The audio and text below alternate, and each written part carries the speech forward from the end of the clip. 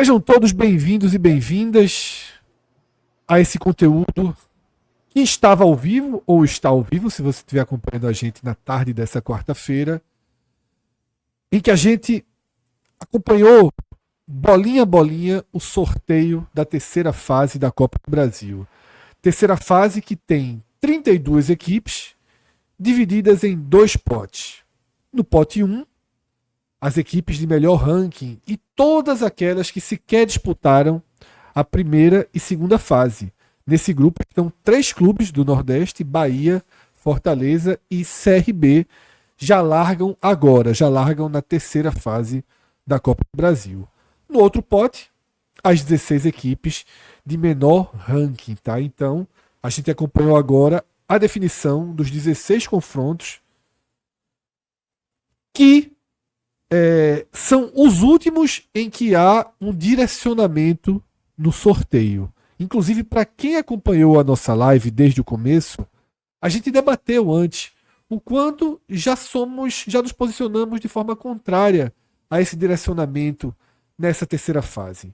Esse protecionismo, a gente sabe, entende as razões, mas ele acaba deixando o caminho muito árduo e criando quase que um muro para as equipes que vêm remando ali desde a primeira fase. Eu acho que não seria problema nenhum deixar que a sorte desenhasse alguns caminhos, inclusive aumentando a probabilidade de clássicos, de grandes duelos já nessa terceira fase, tá? Cássio, para a gente deixar redondinho, para que todo mundo que está assistindo o vídeo possa ter todas as informações, essa terceira fase vai valer quanto pela classificação? Traz um pouco dessa questão do que está em jogo financeiramente nessa terceira fase, por favor. Fred, todo mundo, a partir da terceira fase, todo mundo recebe o mesmo valor. Nas 2 primeiras fases, que foram realizadas em jogos únicos, a cota era distribuída em 3 níveis de cota. Nível 1 para quem é da Série A, valendo a Série A do ano, naturalmente. Nível 2 para a Série B e nível 3, Série C, D ou sem série. A partir da terceira fase, que é quando também começa o modelo de ida e volta, as 2 primeiras são jogos únicos, a partir de agora é ida e volta. A partir de agora, todo mundo recebe a mesma cota. No caso, você já recebeu a cota da terceira fase, que foi R$ 2.315.000, e quem passar a próxima fase, que será oitavas de final, né, quando vão restar só 16 times, a cota da próxima fase vai ser de R$ 3.638.000. E repetindo, sempre a partir de agora, sempre os mesmos valores, Fred. É isso. Minhoca, para a gente resgatar um pouco do que aconteceu, nas 2 primeiras fases, tivemos 3 quedas de clubes da Série A. Tá? Na primeira, o Sport foi derrotado nos pênaltis pelo Operário de Várzea Grande e o Juventude caiu, ainda no tempo normal, para o Maringá, 1-0. E na segunda fase, tivemos a queda do Vitória, né, perdendo em casa por 2-0 para o Náutico. De eliminações da Série A foram essas. Soma-se o Mirassol, né, que não disputava a competição, né, Minhoca? Então, das 20 equipes da Série A, a gente tem 16 vivas agora nessa fase. Você tem aí, não sei se eu posso te pegar desprevenido, você tem aí em mãos como foi na Série B, como foi com os times da Série B, quem já caiu, o que aconteceu com os times da segunda divisão dessas 2 primeiras fases. Eu acho que você tem um arquivo, talvez eu não tenha preparado, mas eu sei que com alguns cliques você vai chegar nessa informação. Tá? Eu tenho por quantidade, né? Aí a gente teria que olhar aqui as equipes que caíram, mas em 2025, na primeira fase, e eu só tenho da primeira fase, a gente teria que olhar depois da segunda fase, 4 equipes das 12 que ingressavam na primeira fase acabaram caindo nessa edição. E aí, algumas delas, tentando olhar aqui de cabeça, né? Curitiba foi um deles, né? Que a gente já tem. Isso. Cuiabá também caiu, foi até pro time lá de Rondônia, foi de Roraima, o Gás, né? O Gás em Porto Velho. Isso. Teve também o América Mineiro, também acabou caindo, para o Cascavel, do Paraná. E aí falta outra que aí... O Curitiba caiu para Tailândia, o Cuiabá caiu para Porto Velho, tá? O América Mineiro. O América Mineiro perdeu para o Cascavel. O E o Amazonas. Amazonas perdeu para o Rio Branco. O Rio Branco, mas é bom lembrar, o Rio Branco de Venda Nova, né? Porque De tem do Venda Rio Nova, Branco, isso. são 2. E aí foram os 4 que caíram na primeira fase. Na segunda fase, caiu o Atlético Goianiense pro Retrô. Isso, eliminado pelo Retrô. Isso. Aí caiu também, deixa eu ver aqui, União não, Concórdia não. O Atlético, né, que tá na Série B, caiu pro Grêmio. Aquele jogo, né, que empatou no finalzinho e a disputa de pênalti. O Remo caiu pro Criciúma. No duelo de Série B, é bom lembrar. Isso. Né? E é isso. É isso. Os outros passaram isso. Então, 3 caíram da Série A e 7 caíram da Série B. Tá? Então, Cuiabá já era professor Guto, né?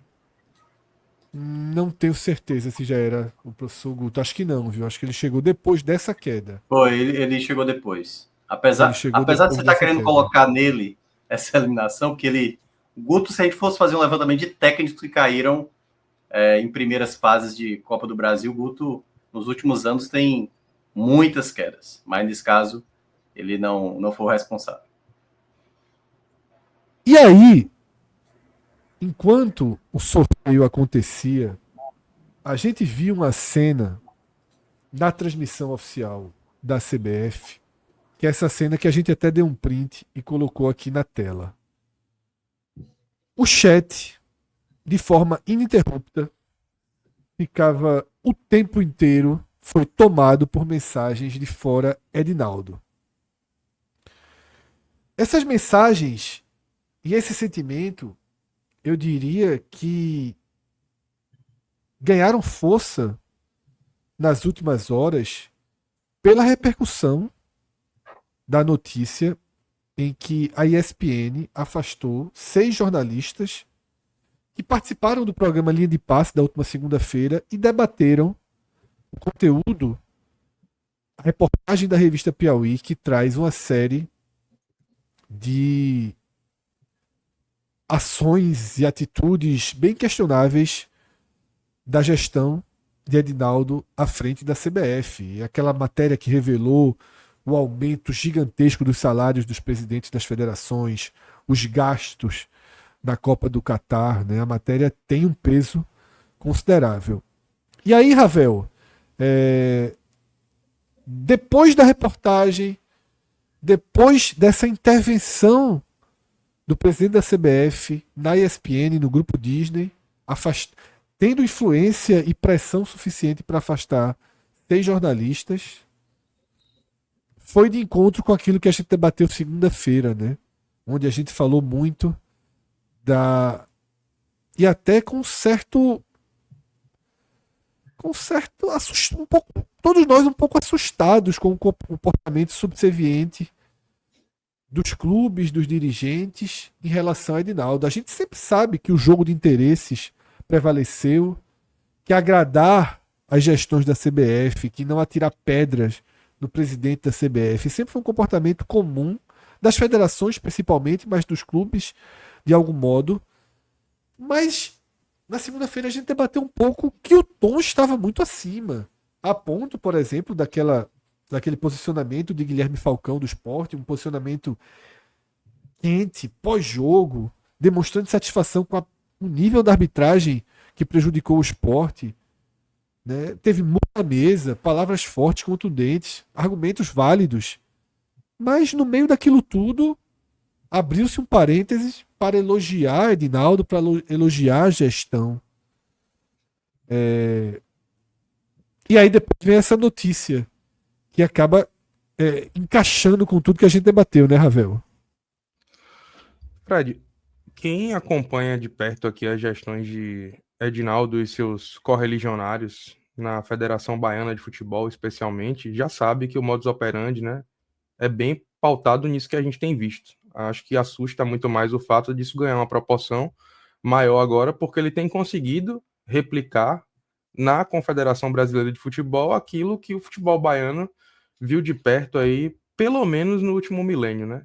Desde que Edinaldo Rodrigues substituiu Vigílio Elísio, né, que foi o presidente da Federação Baiana nos anos 90, o que a gente tem visto aqui no futebol local é uma apropriação da federação, né, sendo utilizada como um meio de fato, perpetuar e amplificar sua estrutura de poder, colocando o Ricardo Lima depois como seu sucessor e agora alçando o Ricardo Lima à condição de vice-presidente da CBF e nomeando Thaís, esposa de Ricardo Lima, como a presidente da Federação Baiana. Então, como eu disse, acaba sendo uma estrutura de poder que é muito utilizada para perpetuação mesmo, e há quem diga, né, várias matérias antes da revista Piauí, vários meios de comunicação local aqui, eu cito o Jornal à Tarde, publicou recentemente também uma matéria dizendo como a Federação Baiana ainda era movida pelos atos de poder de Edinaldo Rodrigues, mesmo que à distância.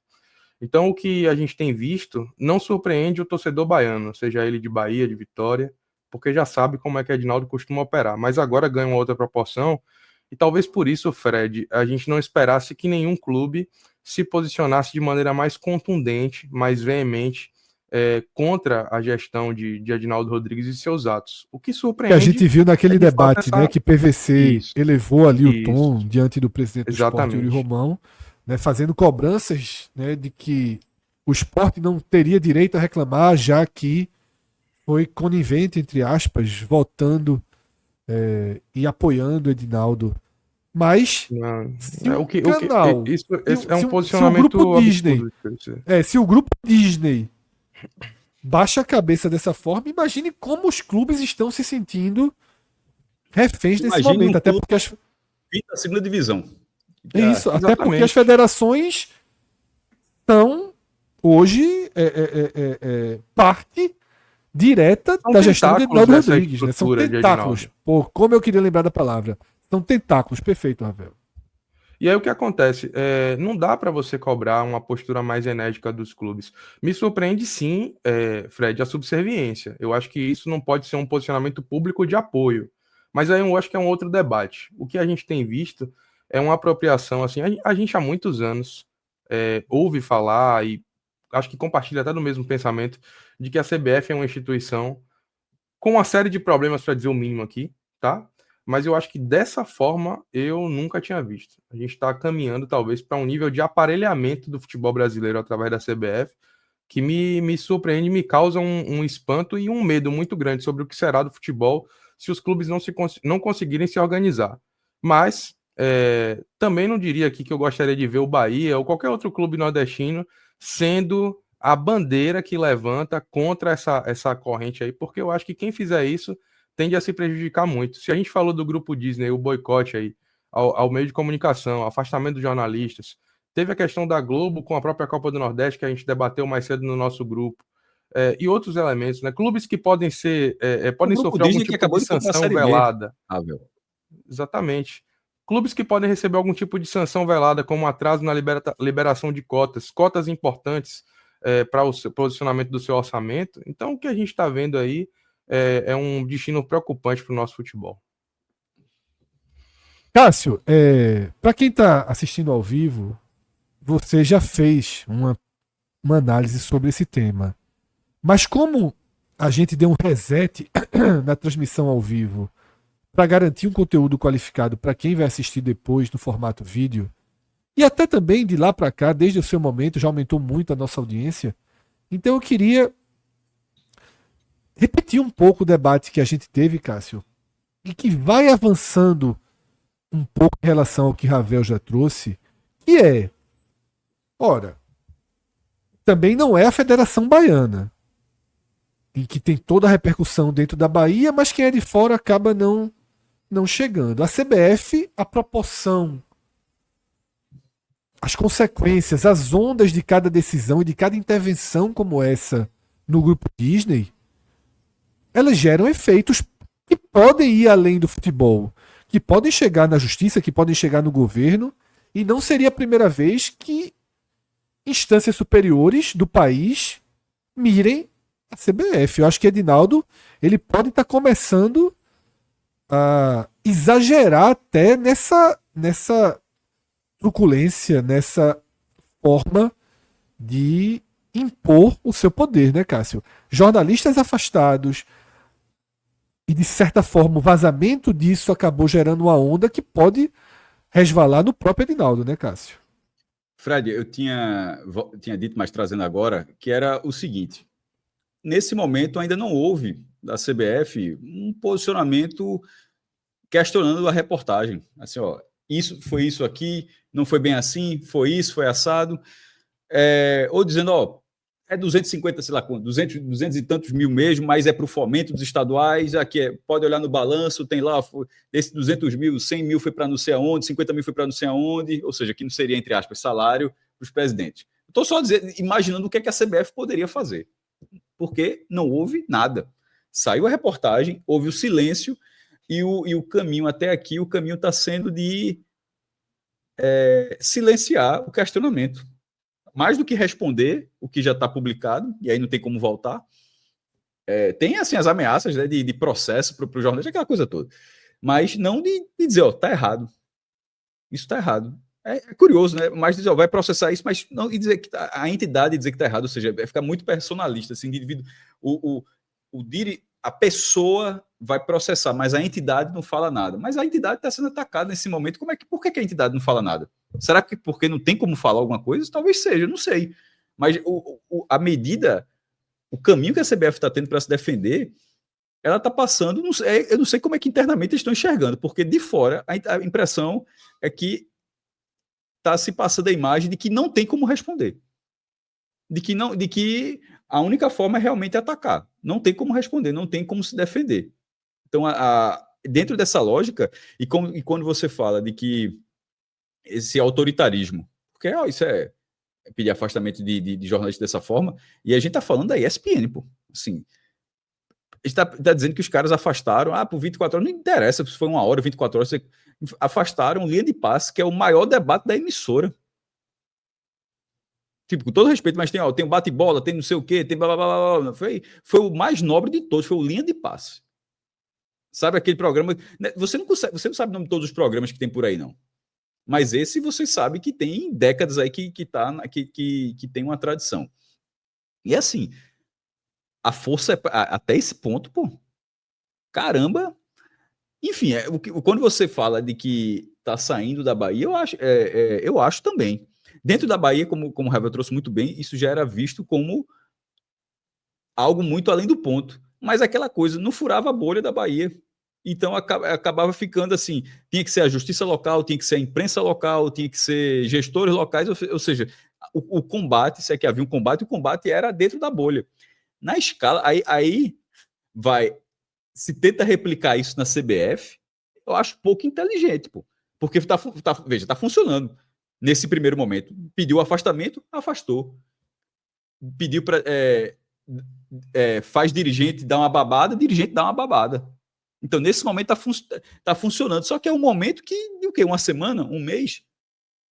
Não sei quanto tempo isso vai durar. Eu não sei quanto tempo outros órgãos, ainda que a CBF seja uma entidade privada, mas é uma entidade privada na qual o presidente não é o dono, não é nem perto do dono. Ele é, assim, ela é só para fins jurídicos, é uma entidade privada, mas é uma entidade que serve ao torcedor brasileiro. Ela existe por causa disso. Não tem, vamos vender a CBF. Não tem como CBF, até onde eu sei, virar SAF, por exemplo. A SAF da CBF, agora a CBF tem dono, tá ligado? Assim, não é, a lógica não é essa. Não tem como a Federação Pernambucana virar SAF. Isso me parece difícil de que, em algum momento, porque, como você falou, já teve CPI da CBF. Para quem não lembra, já teve. Luxemburgo foi dar depoimento, pô.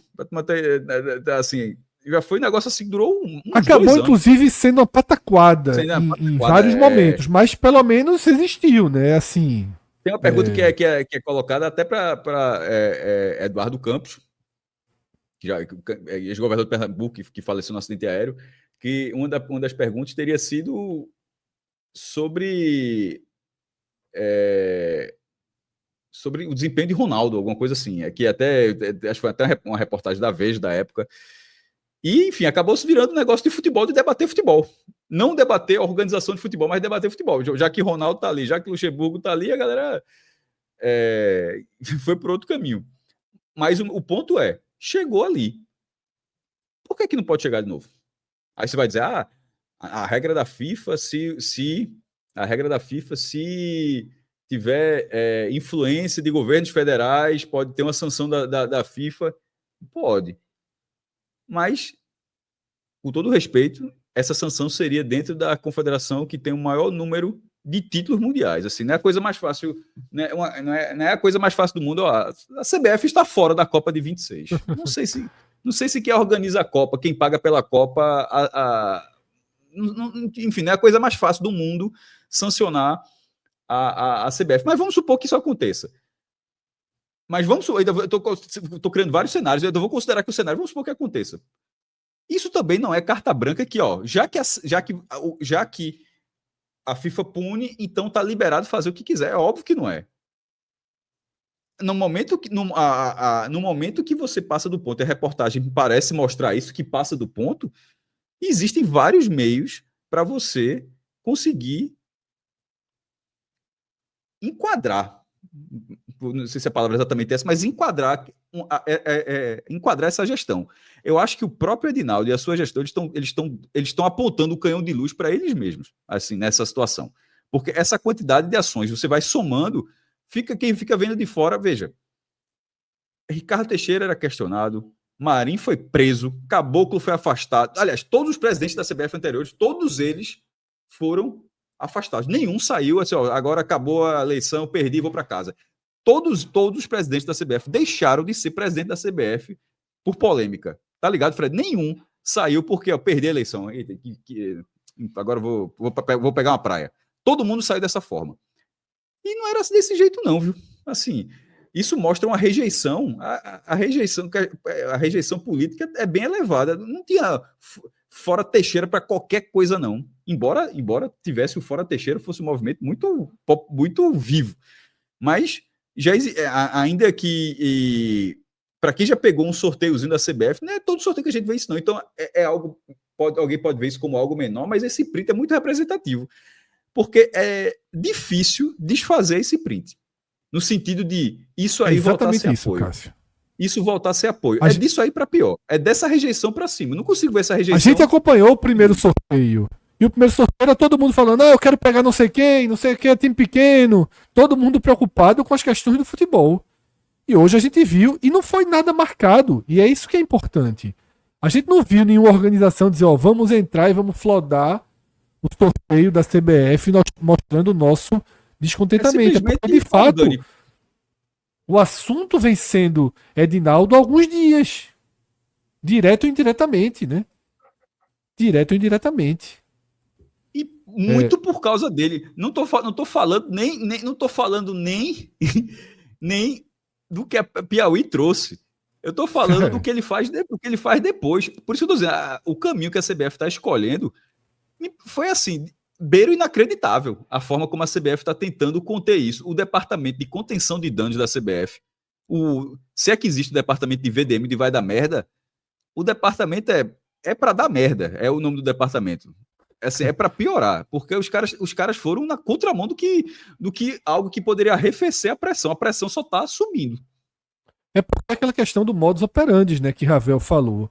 A gente, Cássio, na segunda-feira, né, até chegou a falar, né, dessa postura subserviente que em muitos momentos lembrava até uma relação ditatorial como na Coreia do Norte. E aí eu vi hoje um perfil, até retuitei, vou ler aqui, com um trecho da matéria que a gente não tinha, eu não li a matéria completa ainda, até salvei para ler e não li a matéria completa. Veja esse trecho, Cássio. Edinaldo Rodrigues colocou câmeras escondidas e grampos no restaurante da CBF para investigar, para espionar os funcionários. No início de 2023, ao contratar uma vistoria no sistema anti-incêndio do prédio da CBF, a arquiteta Luísa Xavier da Silveira Rosa fez uma descoberta alarmante. Achou uma câmera com captação de áudio escondida sob um detector de fumaça no restaurante do edifício. Ao investigar o caso, Rosa soube que as imagens e áudios eram armazenados em uma central situada em uma saleta contígua contígua ao gabinete de Rodrigues, a qual somente ele tinha acesso. Funcionários passaram a evitar almoçar no restaurante da Confederação, chamando o lugar de Coreia do Norte. Veja a coincidência, né, com o debate. Cara, assim, cá para nós. Isso tudo sendo verdade, Que pessoa complexada, né? Mesmo assim, de achar um mundo contra mim, assim, caramba. Eu acho que é justamente o que Ravel trouxe aqui, que Cássio Cardoso trouxe na live, né? Nossos amigos da Bahia que convivem, né, há tanto tempo com Edinaldo e seus tentáculos, né? Que ficaram no poder, né? É o modus operandi, sempre foi assim, cara. E aí talvez ele esteja cometendo erros graves contra si mesmo por achar Por tá que fazendo numa escala nacional ia passar também, né? exatamente, vai passar para sempre, né? Não, vai passar e vamos fazer, e vamos coagir, e vamos pressionar, e vamos exigir O declarações costume públicas de com a apoio, impunidade, né? né, Fred? Fez com que Exatamente. alguns exageros nessa tentativa de se tornar um ditador democrático, com todas as aspas, né? Porque é um contrassenso ter essa expressão aí, né? Mas assim, tá tão acostumado a fazer as coisas e não ter a repercussão que se tem, porque naturalmente é uma federação estadual na região Nordeste, então dá para você fazer daquilo ali meio que uma fazenda, um latifúndio, né? Mas quando você faz isso na CBF, naturalmente, até pelo tamanho e a importância que se tem uma confederação nacional de futebol, não dá para você se utilizar dessas mesmas estratégias de poder e isso passar despercebido. Eu acho que a gente ainda vai ver muita coisa para que se ganhe uma repercussão maior, lembrando que esse mandato ele confere a Edinaldo no poder até 2030, em condições normais de temperatura e pressão. Só que ainda tem uma coisa que pesa muito contra o Edinaldo e dá muita visibilidade, muita mídia negativa para ele, que é o contrário do que acontecia com o Ricardo Teixeira, Cássio. Que é a seleção brasileira definhando, né? Ricardo Exatamente. Teixeira tinha ali a seleção campeã e você dizia, né? Você não tinha o tanto ataque, Mas existiam a seleção ataques defiando, em parte, né, só em parte por causa dele. em Escolheu boa Ramon, parte por causa dele, né? que botou. Cara, veja, Ramon Menezes foi treinador da seleção brasileira.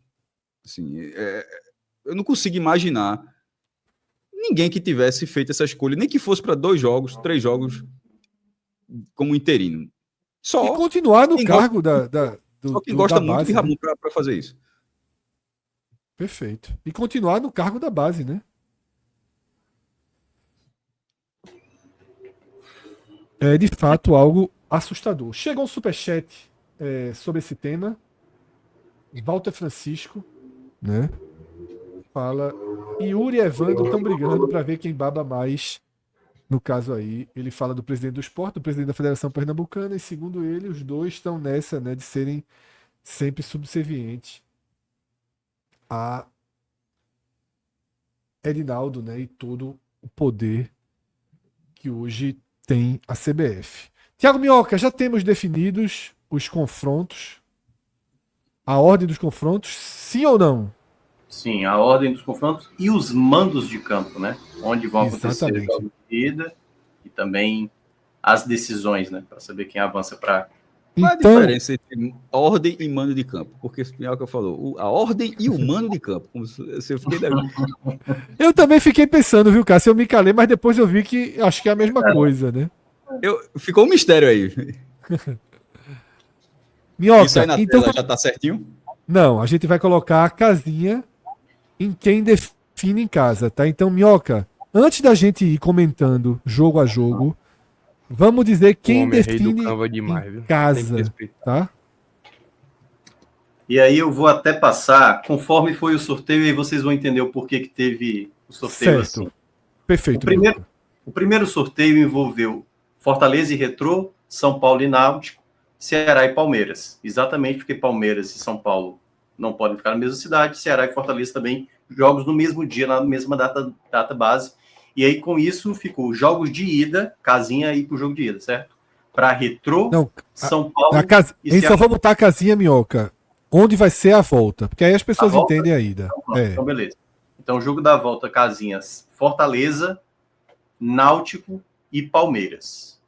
Fortaleza, Náutico e Palmeiras, tá? Era Náutico melhor decide em pro Náutico, casa. em casa. Era melhor. Mas a gente vai debater isso daqui a pouquinho.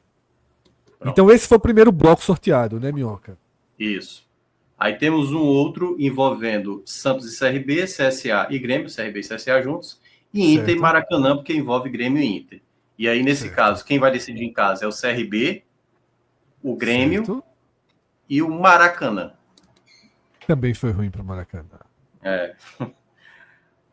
Se fosse um Flamengo, dava para meter esse jogo no Castelão, mas aí agora é o Inter, joguinho no PV. Tivemos também os cariocas, Vasco e Botafogo Certo. ficaram juntos. Então, Vasco e o capital do Distrito Federal vão ser mandantes no jogo decisivo. Certo. Os outros dois cariocas, Flamengo e Fluminense, já que envolve o Maracanã aí. Serão os mandantes, né? A Aparecidense vai ser o mandante na volta e o Flamengo vai ser o mandante contra Na volta. Então, Botafogo pega lá em João Pessoa tudo zerado. Aida. Vixe, Maria, Aida. Nervosíssima Aida, viu? Aí chegamos nos mineiros. O Atlético Mineiro vai decidir em casa e o Vila Nova de Goiás vai decidir lá em Goiânia. Certo. E aí depois vem a turma separadamente. Ravel, nosso companheiro, queria tanto jogo fora. Queria em casa, né, Ravel? Mas queria começar em casa e definir fora. Não, vai ser do norte, vai decidir em casa. Exato. Vai ser o contrário. Isso. Atlético Paranaense também, diante do Brusque, decide lá na Arena da Baixada. Isso. Certo. Liga Arena, né? Falei Arena da Baixada porque ainda tô... Corinthians decide também em Itaquera, contra o duelo contra o Novo Horizontino. E o Bragantino, o Red Bull Bragantino, decidindo em casa contra o Criciúma. Pronto. Agora sim a gente tem todo o destino definido. Minhoca, quando vão ser essas partidas, as semanas, só para deixar todo mundo já preparado? Os jogos vão ser ainda divididos entre terça, quarta e quinta, mas quais são as 2 semanas? A gente vai ter um intervalo até grande. O último meio de semana de abril, a gente vai ter os jogos de ida, então 30 de abril, certo. Dia 29 de abril e dia 1º de maio, que é um feriado, certo. É bom lembrar, né? Vão ser esses jogos de ida. E no caso, os jogos da volta, só no 21 de maio, ou seja, 3 semanas depois, porque como vai ter as competições da Conmebol, por isso esse intervalo aí de um jogo para o outro, o que pode também deixar alguns confrontos mais indecisos, né? Por conta dessa distância de 3 semanas de um clube para o outro. Então, 30 de abril e 21 de maio. Alguns jogos a gente, quando for entrar em cada partida, já dá para ter uma previsão. Já tinha falado na nossa live do sorteio, não aqui nesse recorte da análise, como alguns jogos, né? Como quem for pegar São Paulo e Fortaleza, porque já está previsto ali um São Paulo e Fortaleza na sexta. Então, tanto o Retrô e o Náutico possivelmente devem jogar numa terça contra os 2 clubes da Série A. Mas a gente debate mais à frente. Quando a gente acompanhou o sorteio ao vivo, a última pergunta que a gente fez, né, depois de sorteados os jogos, eram quais os confrontos mais equilibrados, né? E foram citados aqui 3 confrontos. Red Bull Bragantino e Criciúma, Vasco e Operário e Palmeiras e Ceará. Como o nosso programa foca no futebol do Nordeste, eu queria que a gente abrisse o debate com Palmeiras e Ceará. Thiago Minhoca, a gente sabe que o ranking deixou o Ceará numa situação difícil. A tendência de um duelo pesadíssimo era gigantesca. Praticamente existia ali como opções uma opção de segunda divisão, a única era o Atlético Paranaense. Aí você teria Vasco, você teria o Red Bull, Bragantino, talvez o Cruzeiro, que hoje esteja jogando futebol mais abaixo, Fluminense, mas a tendência de um jogo pesado já era altíssima para o Ceará. No entanto, foi ali na linha daqueles 3, 4 ou até 1-2 que ninguém quer enfrentar, né, Minhoca? Um jogo pesado para o Ceará que vai aumentar. A gente tem feito a cada rodada da Série A o Ceará dando confirmações de competitividade, provando sua força, testando sua força. Até lá já vai ter tido uma rodagem maior na Série A. Mas um adversário duríssimo, né? Ainda que não esteja jogando o seu melhor futebol. Tá? O Palmeiras mostra problemas, mas sem dúvida, uma missão complicadíssima para o Ceará, né, meu? O primeiro ponto, claro, a gente está falando de uma equipe que sempre vai muito à frente. O Palmeiras do Abel sempre foi uma equipe muito difícil. Claro que vez ou outra dá uma margem, né? O Ravel estava falando ao longo aqui da live do sorteio que o CRB eliminou, por exemplo, na terceira fase de 2020, se eu não estiver enganado, 2021, talvez ali. Então, Acho é um que foi confronto 21, muito... 2021, obrigado. Então, assim, o Ceará vai ter, de fato, um adversário pesado. Poderia ter pegado um adversário mais de frente ali, para bater mais de frente, né? Como a gente está falando, o próprio Bragantino, que o Ceará já enfrentou na estreia. O Grêmio também poderia ser uma possibilidade. Mas até o final de abril, que a gente tem mais ou menos aí umas 3 semanas até esse primeiro confronto, lembrando que o Ceará começa jogando em casa, e aí já falando um pouco também até da logística do Ceará, o Ceará vai ter 3 jogos seguidos em casa, né? Vai enfrentar o São Paulo, depois enfrenta esse Palmeiras e depois recebe o Vitória. Então, vão ser 3 jogos seguidos do Ceará jogando dentro de casa, ou seja, não vai comprometer. Especialidade do Ceará na temporada. Exatamente. Em algum momento essa conta vai chegar assim uma carreira de jogo fora de casa também, né? Isso. Mas ficou muito bom esse jogo de ida, que eu acho que é daí onde parte a melhor chance do Ceará, sabe, Fred? É tentar, no primeiro jogo, abrir uma vantagem. Não é fácil abrir essa vantagem. A gente mesmo, E aí, qualquer vantagem que seja. Ninguém tá falando abrir 2-0, 3-0, não. Sim. Tá aí na frente. Você e Cássio, a gente fez até uma análise da segunda rodada do Campeonato Brasileiro, né? Que até o conteúdo tá aqui no nosso canal, que a gente falava, aliás, não foi nem da Série A, foi da Libertadores, que o Palmeiras não vem num momento bom. Muita pressão em Abel e tudo mais. A gente não sabe como vai ser daqui a 3 semanas. Mas é um adversário, obviamente, de muita dificuldade. O Ceará já enfrentou 4 vezes esse Palmeiras na história da Copa do Brasil. Foi a melhor campanha dele. Foi em 94, eliminando o Palmeiras nas oitavas. Em 97, eles se encontram nas quartas de final. E aí já era um Palmeiras bem mais forte. No ator foram 2 goleadas do Palmeiras. Na verdade, mais forte era de 94, viu? Só para ser justo. Não, mas o que eu estou dizendo assim, dentro de campo mesmo, entendeu? Não, veja, mas é porque o Palmeiras de 90, porque você falou como se fosse comparando com o 94. Curiosamente, a única vez que o Ceará passou foi quando ele pegou o Palmeiras, o melhor Palmeiras. É porque o de 94 ainda, ele estava no começo ainda. Tanto é que eu acho que ele já era campeão brasileiro, campeão paulista, estava sendo campeão paulista naquele momento, seria campeão brasileiro naquele ano, era melhor. Mas enfim, de toda forma, 98 também voltaram a se encontrar e deu de novo Palmeiras, né? Foi a segunda vez ali em 98, eliminação também aconteceu, e a última vez em 2020, o Ceará, primeiro jogo foi até com o mando do Palmeiras, perdeu por 3-0, e no jogo da volta até conseguiu dar um sustinho ali, mas ficou no 2-2 com o Palmeiras, caiu também nas quartas de final. Em 98, lembrando, caiu na primeira fase mesmo, quando o Ceará já tinha ingressado. Então, vai pegar um adversário que ele nunca sequer ganhou na Copa do Brasil. Ainda tem esse outro tabu aí, desses 8 jogos, não teve nenhuma vitória do Ceará. A classificação em 94, por exemplo, foi com os empates, né, que acabaram acontecendo. Então, adversário duro. É, de fato, um jogo que eu considero um dos mais pesados, se não o mais pesado desse confronto, porque o Palmeiras também não deve ter ficado totalmente contente. Ninguém queria pegar o Ceará, né? Tudo bem que, por mais que o Palmeiras olhe para a qualidade dele, tipo, né? Talvez esperou coisa melhor. Era claro que era a pior opção do pote 2, né? O Ceará. Isso. Isso aí não tinha nem debate, né? E aí, Minhoca, Seu Flor colocou aqui uma perspectiva.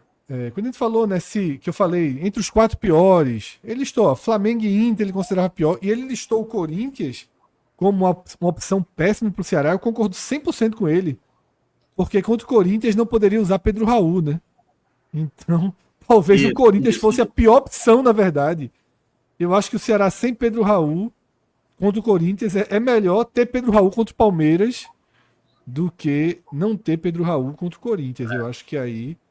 Não, certamente. Certamente, até porque hoje é o principal jogador do Ceará, nesse exato momento. Cássio Cardoso mandou aqui uma informação aqui pra gente, dizendo que quem passou do confronto Palmeiras e Ceará em 3 das 4 vezes chegou na final da Copa do Brasil, então 94, que foi o Ceará, 98 e 2020, que acabou sendo o Palmeiras. Então, obrigado pela informação aí do Cardoso. Então, é de fato esse confronto aí que deixa, de fato, talvez como mais atrativo. Esse jogo, e aí já trazendo a informação do jogo de ida, muito provável que aconteça numa quarta-feira, e eu até diria que é É porque eu acho que a Globo ainda não vai transmitir, né, Cássio? Eu acho que é a partir das oitavas que ele começa a transmitir. Agora, veja, a Globo, não sei dizer, Mioca. Eu A acho que Globo tá vai com a agora, quarta- Minhoca. a Porque quarta-feira, eu acho que quarta-feira já tá. no ano passado, eu acho que eles ainda não estavam transmitindo. Mas eles estavam sem Libertadores, né? Agora tá com grade, né? agora tá pode com ser. a grade da É. quarta-feira tá É. estabelecida já. É. Mas se for esse jogo, eu acho que é bem provável de ser o jogo da TV aberta, e deve ser o jogo da quarta, porque o Palmeiras joga no domingo, né, antes do jogo da Copa do Brasil, e o Ceará joga no sábado. Então, imaginando que a CBF não vai alterar nada, e claro que ela pode alterar, esse jogo deve ser o da quarta-feira, o jogo de ida. O jogo da volta vai depender ainda do desenrolar dos outros jogos, que eu confesso que eu ainda não vi, mas esse primeiro jogo, o jogo na Arena Castelão, deve acontecer numa quarta-feira. Vamos seguir então com outro confronto que na hora em que foi definido, Cássio Zirpoli tratou como uma das piores opções do pote 2. Na verdade, eu diria assim, na hora que teve esse sorteio, o Fred tratou como um bom sorteio para o Bahia. Eu acho muito mais algo de destaque dizer o contrário do que o que eu falei. Acho que eu acho muito mais necessário você explicar porque é um bom confronto do que porque eu vou explicar porque é um mau confronto. Mas eu gostaria de saber, primeiro, por que você acha que foi um bom confronto, Fred? Para o Bahia. Eu ia apresentar justamente Bahia e Paysandu. Eu acho que existiam pouquíssimas opções que elevariam o grau de dificuldade e que gerariam um risco maior para clubes do porte do Bahia, né? Que são aqueles clubes de primeira página da Série A e que estão jogando futebol de alto nível na temporada. Então, eu sei que eram 16 opções, mas você evitando o Ceará, você evitando o Operário, o Criciúma também me incomoda porque eu acho que esses jogos no Sul acabam sendo jogos com maior nível de risco. Tá? Maringá. Isso. O Maringá, mesmo sendo terceira divisão, hoje é um time que eleva a condição de risco. O CRB está um pouco mais maturado. O Bahia sentiu isso até ano passado, na semifinal da Copa do Nordeste. Eu acho que essa era a leva de maior risco. O Novo Horizontino, eu acho que trazia, ainda que com a mudança de treinador, a tendência é que o trabalho desande. Eu acho que o Paysandu era de uma opção intermediária, não era uma das melhores opções. Maracanã, Capital, Aparecidense, o próprio Náutico, o Retrô. Bem, a grande abaixo. questão aqui é que a gente enxerga o Paysandu de forma muito diferente, porque quando você está falando, assim, quando eu falei, para quem estava no ao vivo, eu falei assim, que o sorteio do Bahia foi horroroso, eu tenho certeza que as pessoas entenderam, mas já que o Fred entendeu, mas foi por outro lado, horroroso para as 16 opções, ele até pontou isso agora.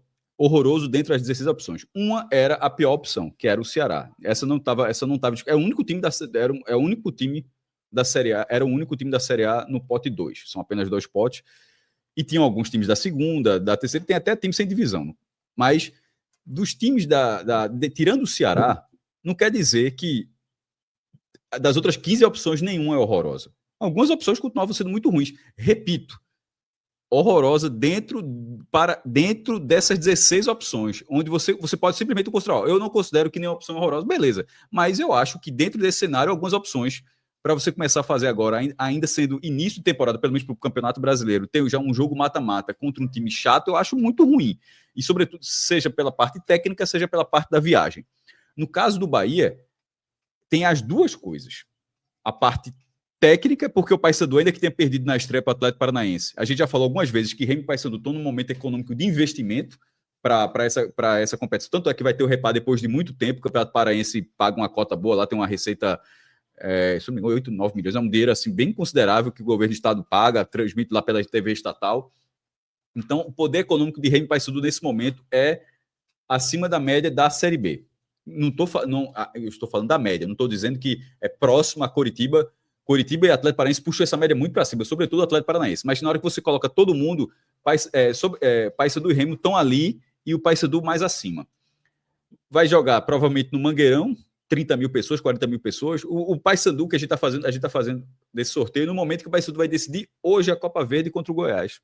Ou seja, é um time que está na final da Copa, da Copa Regional, que junta o Norte com o Centro-Oeste. É uma Copa de nível técnico menor do que a Copa do Nordeste, mas o time está na final do campeonato. Está na final do Campeonato Paraense, que ainda não aconteceu, vai ser Remo e Paysandu. Então, ainda que tenha perdido na estreia para o Atlético Paranaense, era um time chato para o Bahia, sobretudo das opções que estavam à disposição.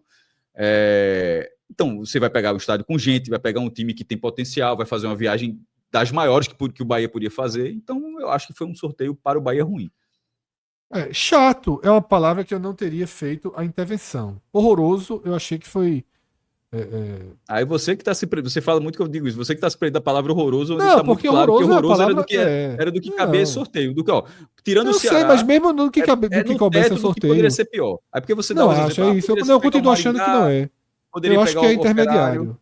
Eu acho que é intermediário. Pronto, Eu acho que era tudo de bem. nível intermediário. Pronto, de aí essa dificuldade. discordância é ok, mas sem focar na palavra horroroso. Palavra ruim, por exemplo, para mim, eu prefiro pegar. Você colocou, era pior pegar o Operário. Não sei se era pior pegar o Operário. Eu Sei. acho muito pior. Talvez seja tão ruim quanto. Mais talvez... time, mais maturado. Mando de campo chatíssimo ali dentro. O do Paysandu é uma beleza. É muito melhor. No Mangueirão é muito melhor do que jogar lá dentro contra o Operário. Muito melhor. Mas muito melhor. Eu não estou tratando logística aí, porque Ravel queria estar no Sul por estratégia de viagem de Libertadores. Mas se eu tivesse que escolher um lugar para decidir um jogo, Mangueirão ou aquele estádiozinho do Operário em Ponta Grossa, pelo amor de Deus, eu jogava 3 vezes no Mangueirão. Nesse sorteio aí, eu prefiro pegar o Operário do que o Paysandu. Ravel, avaliação do adversário do Bahia e da ordem já definida, né? Bahia decide em Salvador, o que inclusive abre bem a perspectiva de você poder colocar o time reserva ali, que já deu conta de jogos duros nessa temporada, né? Venceu o Ceará, empatou com o Santos, um time mesclado. Acho que o Bahia já até por ter a certeza da volta em casa, já aumenta, inclusive, a possibilidade de dosar força nessa estreia. Né? Nessa estreia do Bahia na Copa do Brasil. A Copa do Brasil é a terceira fase e o Bahia estreando. Exatamente, Fred. Bom, ainda sobre a questão da ótica do adversário nesse sorteio, eu elenquei aqui na minha análise individual sobre os possíveis adversários do Bahia, 4 times que eu preferia não enfrentar ao invés do Paysandu. Eu não gostaria de enfrentar Operário, Ceará, Novo Horizontino e CRB, como uma questão pessoal aqui. Esses 4 times, para mim, seriam pior para o Bahia enfrentar algum desses 4 do que enfrentar o Paysandu. Aí tem outros times aqui que, para mim, estão no nível de dificuldade intermediário, semelhante ao que representa o Paysandu e suas nuances aí nessa fase. Né? Eu colocaria aí, dentro dessa mesma perspectiva, mais ou menos, Paysandu, Náutico, Criciúma, CSA e Botafogo da Paraíba. E os outros eu colocaria numa linha mais acessível. Retrô, Brusque, Capital, Maracanã, até o próprio Maringá, colocaria num nível abaixo de dificuldade. Então eu vou colocar o Paysandu meio que num bolo intermediário aí de dificuldade. Não necessariamente só analisando o nível técnico, mas essa questão logística que, como eu disse, nesse momento, para mim, pesa mais do que os possíveis adversários que o Bahia teria, à exceção do Ceará, que é um time de primeira divisão. Sobre isso, então, Fred, a gente tem a importância muito grande do Bahia fazer um bom resultado no jogo da ida em Belém.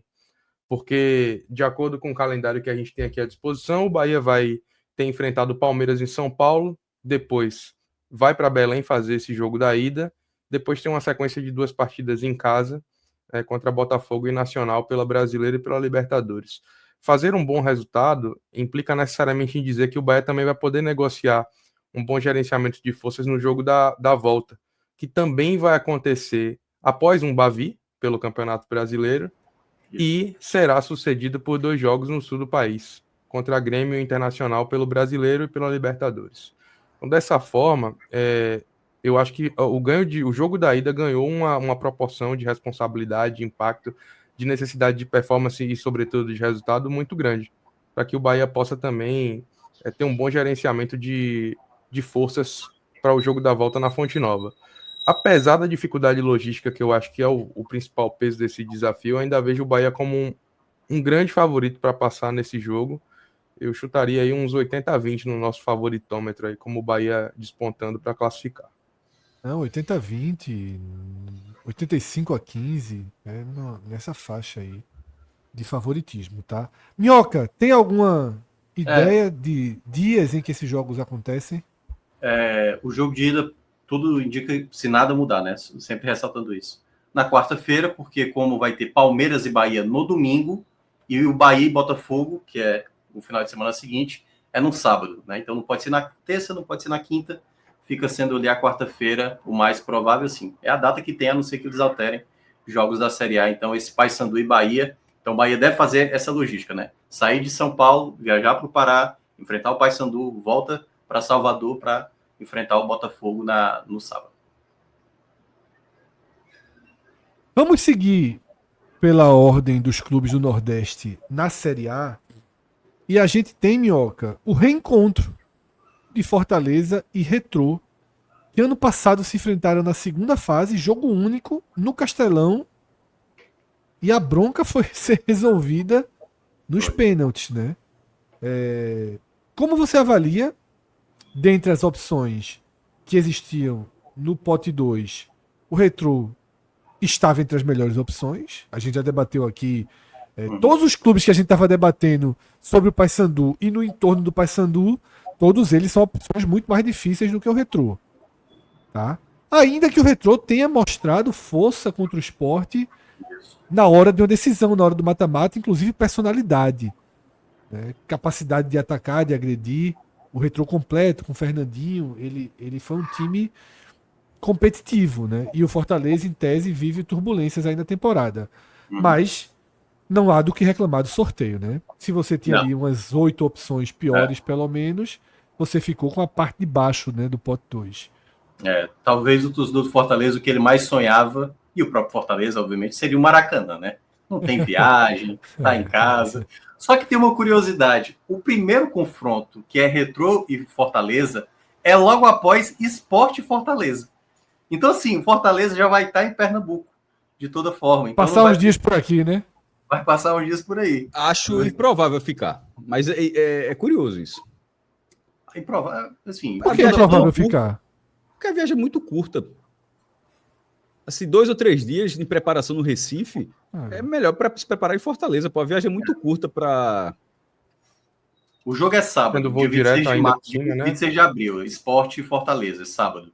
E aí o jogo deve ser na terça, como eu falei, né? Porque como São Paulo e Fortaleza está marcado para uma sexta-feira, daqui a pouco ele vai chegar no Náutico, então provavelmente esse Retrô e Fortaleza deve acontecer na terça. Tem a chance de ficar, mas eu acho que os voos, o voo é muito curto para descartar essa possibilidade de simplesmente voltar também. É porque eu acho que, enfim, eu acho que seria um desgaste maior, ter que ir e voltar, depois voltar de novo. Acho que detalhe, se ele ficar, o primeiro jogo é qual? Sport e Fortaleza, porque dia 26. Ultimamente ele teria que treinar no do Náutico, ou ele vai treinar do Retrô quando for pegar o Sport, e na hora que for pegar o Retrô, treina do Sport para pegar o Retrô. Assim, tem essa questão de uso do campo. Mas o adversário é um adversário bom para o Fortaleza, não tenha dúvida. Claro que em 3 semanas o Fortaleza vai precisar melhorar, né, do que a gente já vem tratando há um bom tempo, do quanto o Fortaleza tem tido dificuldade, porque se você compara com Altos, com Souza, né, que o Fortaleza andou perdendo recentemente, o Retrô para mim é uma equipe melhor, mas em 2 jogos, a gente está falando de 180 minutos, não está falando de um jogo único, né? Está falando de 180 minutos, porque é bom lembrar que no jogo do ano passado foi jogo único na Arena Castelão e o Fortaleza não conseguiu vencer, né? Foi preciso as penalidades, mas é um jogo bom, eu digo bom. Não é uma viagem tão longa, não é uma viagem tão distante, não vai para interior, então nesse sentido faz com que seja um bom confronto, mas tem esse contexto do futebol que o Fortaleza ainda vai precisar melhorar até lá. Lembrando que é uma coisa que eu não citei, as equipes que tiverem contratando jogadores que já disputaram a primeira e a segunda fase da Copa do Brasil poderão utilizar esses atletas. O Fortaleza está fechando com o volante do Marigá, o Rodrigo, por exemplo, que jogou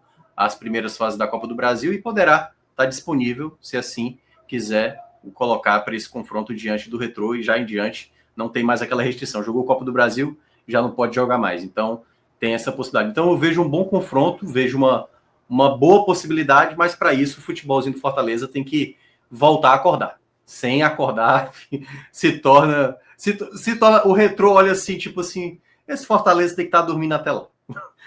Acho que o discurso do Retrô é, esse time não pode acordar nessa Copa do Brasil, não. E é bom lembrar também, como vai ter uma distância grande, né, do primeiro para o segundo jogo, e o segundo jogo sendo em Fortaleza, ou seja, é um tempo até maior para esse Fortaleza se recuperar. Não é só por conta do primeiro jogo, que é daqui a 3 semanas, mas daqui a 6 semanas esse Fortaleza pode ser uma outra equipe. Então isso faz com que, de fato, o sorteio tenha sido muito bom para o Fortaleza, na minha avaliação. Cássio, esse Retrô pode elevar o grau de dificuldade aí do Fortaleza, né? Depois do que a gente viu contra o Sport nas finais? O Retrô, eu acho que a chance que ele teve de tirar o Fortaleza foi no jogo único do ano passado. Foi 0-0, o Fortaleza passou por 3-2 nos pênaltis, um jogo Castelão, um público menor, assim, era a segunda fase ainda. Um confronto de 180 minutos. Assim, o Retrô mostrou que ele perdeu o primeiro jogo para o Sport, buscou na Ilha do Retiro, venceu de virada e forçou a disputa de pênalti. Então, em tese, eu poderia fazer isso. Mas é uma outra... Quando esses confrontos aconteceram, com o Retrô só tendo o Pernambucano para jogar. Quando esse confronto aconteceu, o Retrô já vai estar envolvido na Série C, que é a prioridade do Retrô. O Retrô tem como prioridade já ir para a Série B esse ano. Está com a quarta ou quinta maior folha da competição. O clube almeja ter isso. É óbvio que vai jogar a Vera, a Copa do Brasil, tudo. Mas o comparativo com o Pernambucano tem que ser colocado. Enquanto o Sport já estava, quando começa, já está com o brasileiro jogando. Já começa jogando o brasileiro, o Retrô foi o contrário. O Retrô não tinha nada naquele momento. E quando esse confronto contra o Fortaleza acontecer, ele já vai estar tendo a maior prioridade dele no ano, que é a terceira divisão. Na parte técnica, o Retrô mostrou que pode sim lutar. Eu só acho que se tivesse sido na segunda fase, não tinha como que o Fortaleza entrou na terceira fase. Estou só dizendo assim, que se fosse um confronto de jogo único, a chance seria maior. E ainda tem a questão da torcida. O jogo de ida sendo aqui, não se surpreenda se tiver 500 torcedores do Fortaleza. O jogo de ida é na Arena, não é? Não é isso? Na Arena e a volta... Sim, a volta no Castelão. Acho difícil o Retrô mudar para os aflitos, para a própria Ilha do Retiro, para a Ruta, até pode. Mas o Retrô costuma mandar na Arena Pernambuco, vamos considerar que esse jogo vai ser lá. O que foi definido hoje foram os mandos, assim, onde será o estádio não está definido. Mas o Retrô costumeiramente joga na Arena Pernambuco, embora tenha feito algumas... Nesse Pernambucano, esse ano, por exemplo, ele enfrentou o Afogados no Arruda como mandante. Então, não é nada do outro mundo se mudar. Mas se for na Arena Pernambuco e tiver 500 torcedores do Fortaleza, talvez seja meio a meio o estádio. E isso pesa, né? Então, assim... Não, quer falar? Não, pode falar.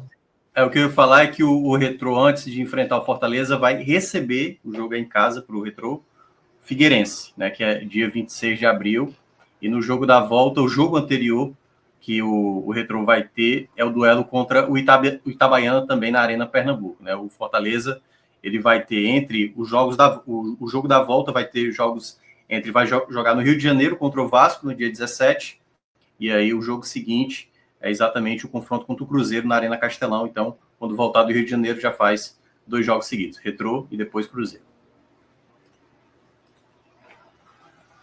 Alguém quer completar algo sobre Fortaleza e Retrô? Não. Então a gente segue, Cássio, para Náutico e São Paulo. Duelo complicadíssimo para o Náutico, mas estando no pote 2 e na capacidade técnica que o Náutico tem, você teria aí 2 caminhos, digamos assim. Um deles, esperar talvez um Red Bull Bragantino ou um Vasco, um Atlético Paranaense que pudesse dar alguma possibilidade técnica do Náutico enfrentar e buscar a classificação. E o outro caminho era enfrentar uma dessas equipes que conseguiria gerar uma super renda. Mas aí, no caso, Flamengo e Corinthians, basicamente, ou até só Flamengo. São Paulo fica no meio termo não do primeiro cenário, mas desse segundo cenário. É um time tecnicamente muito superior ao Náutico, obviamente, mas já não vejo no São Paulo aquela capacidade, por exemplo, do Náutico cogitar levar um jogo para a Arena. Eu acho que é desnecessário Se fosse Flamengo, poderia ser. E esse sorteio do mando também foi pior, né, Cássio? Começar no Morumbi e ter a decisão nos aflitos tira um pouco da possibilidade de você usar o fator mando, ter um estádio lotado, abrir qualquer vantagem para decidir em São Paulo. Fred, esse duelo, o Náutico jogou a primeira divisão pela última vez em 2013. Então, esse duelo, que já aconteceu muitas vezes na história do Náutico, acabou ficando um pouco afastado, né? Assim, Náutico contra esse perfil de clube. Já são 12 anos desde a última vez que o Náutico jogou a primeira divisão. Então, o São Paulo, por exemplo, não enfrenta desde esse ano, porque por outro torneio tinha sido na própria Copa do Brasil. A questão é que o Náutico, como mandante contra o São Paulo, tem até um desempenho interessante. Falando aqui rapidamente, 1, 2, 3, 4, 5, 6, 7. Dos últimos 7 jogos que o Náutico foi mandante, o Náutico venceu 4 contra o São Paulo. Assim, Sport Palmeiras, que aconteceu no domingo, por exemplo, o Sport perdeu os últimos 6 contra o Palmeiras. Só para dar um exemplo. O Náutico ganhou 4 de 7. Agora, é o que eu disse. O último foi em 2013. E o fato de ser o jogo de volta, com o São Paulo tendo nas Copas um interesse maior, além da qualidade técnica bem melhor do que a do Náutico, fica assim muito... Assim, a gente não é dizer quanto é que vai ser o jogo de ida, mas fica assim, meio um cenário de um resultado muito difícil para a volta, né? Aí vai acontecer de novo aquilo que tu falou, dos 18 mil. E agora? Se de repente o São Paulo faz o resultado e tal, qual vai ser o público do Náutico na volta? Se o Náutico tiver uma boa largada na Série C, eu acho que seja qual for o público da ida, o torcedor do Náutico iria para esse jogo da volta. Obviamente, veja, se o resultado for bom, a gente não vamos perder tempo. Se o resultado for bom na ida, o estádio dos aflitos lota na volta. A questão é, se o resultado for ruim na ida, o que é que mobilizaria na volta? Eu acho que mobilizaria uma boa largada na Série C, que assim como eu falei do Retrô, obviamente é o principal objetivo do Náutico, é até maior do que o do Retrô. O Retrô trata como objetivo ir para a Série B, mas é o que ele nunca conseguiu. Seria o ápice do clube ir para a segunda divisão. No caso do Náutico, é um retorno. Um retorno para a segunda, ele já jogou a primeira. Então, para o Náutico, é um objetivo que já está atrasado, na verdade. O Náutico já está indo para o terceiro ano na Série C. É uma meta muito mais importante para o Náutico, o acesso, do que é para o Retrô, para fins históricos. Então, a Série C vai ser uma prioridade ainda maior para o Náutico. Se a largada do Náutico for boa, eu acho que, seja qual for o resultado da ida, esse jogo dos aflitos na volta, ele vai ter uma atmosfera boa, Fred. Em relação à classificação, obviamente, o que o Náutico fez nas últimas semanas, embora tenha tido um desempenho muito bom contra times de primeira divisão, venceu os 3 jogos, ganhou do Ceará nos aflitos, ganhou do Sport na Ilha e ganhou do Vitória do Barradão por 3 competições diferentes, do Sport do Pernambucano, no Ceará, na Copa do Nordeste e do Vitória pela Copa do Brasil, onde passou, por isso que está na terceira fase. O desempenho do Náutico contra clubes da primeira divisão é animador. Mas, assim, não dá para espelhar isso nesse jogo contra o São Paulo também, sobretudo num jogo de 180 minutos, né? Ou seja, não é espelhar em um jogo, é espelhar em 2 jogos. Então, assim, essa carta tem que ir para a mesa, porque é uma carta que o clube não está enfrentando um nível que ele não pegou esse ano. Já pegou 3 times dessa mesma divisão e venceu os 3. Mas o desafio técnico será muito maior, o fato de ser 2 jogos piora a situação, e eu acho que para a questão do Náutico, que ainda financeiramente depende de um jogo como esse, eu acho que seria melhor se o primeiro jogo tivesse sido nos aflitos. Porque aí não haveria qualquer discussão de atmosfera do que mobilizaria para o jogo de volta. O jogo estaria com mobilização de antemão, sabe? Assim, independente de qualquer situação. Seria o primeiro jogo. Na parte técnica, o verde Paulo Sérgio, Fred, vai ter que ser muito verde Paulo Sérgio nesse jogo. Vai precisar muito. Minhoca, Vamos e lá. aí? Datas, né? Datas e sua visão aí também desse Náutico de São Paulo, né? Primeiramente aqui quanto a datas, né? O jogo anterior do jogo de ida, né, com o jogo lá em São Paulo, o Náutico vai estar exatamente jogando fora de casa contra o CSA, lá no Rei Pelé. E aí depois desse jogo, viaja para São Paulo. Logo após esse jogo, o Náutico vai enfrentar o Brusque, certo? Isso nos jogos de ida. No jogo da volta, marcado ali possivelmente para 21 de maio, o jogo anterior do Náutico é contra o Ipiranga, em Erechim, meu amigo. Em Erechim.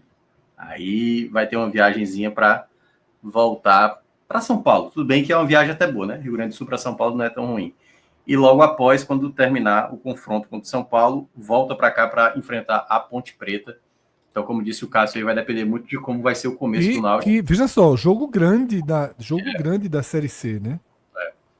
Que aí tem que ver qual é o efeito, né, da eliminação. Se é um jogo só para cumprir tabela, se é um jogo ali onde você sente uma eliminação, uma classificação, que é diferente também, que aí você eliminar um São Paulo pesa muito. Mas o São Paulo é um adversário hoje que dá para imaginar uma zebra, dá para imaginar. O São Paulo há muito tempo não tem conseguido, apesar de ter sido campeão da Copa do Brasil há 2 anos, e geralmente consegue ir passando, né, em alguns contextos. Claro que é o favorito desse confronto, mas é um São Paulo também que não passa assim longe de ser um time confiante. Dependerá também de qual São Paulo estará dentro de campo. A gente sabe que tem jogadores pesados, Lucas, Oscar, né, Luciano e tal. O Caleri nem estou falando que o Caleri está num momento bem ruim, mas é um confronto que eu vejo que o Náutico vai precisar muito desse jogo de ida, sabe assim, de conseguir que for preciso ali perder por um gol de vantagem, né? São Paulo às vezes se enrola no jogo de ida. Eu lembro que teve uma vez um São Paulo de Ceará, que o Ceará conseguiu um bom resultado fora de casa, mas o Ceará acabou sendo eliminado na Arena Castelão, né? Então é um confronto chato, mas o Náutico já imaginava que não teria tranquilidade, né? Assim, teria ali poucas chances de ter um confronto mais parelho, mas queira ou não, vai como franco atirador o Timbu.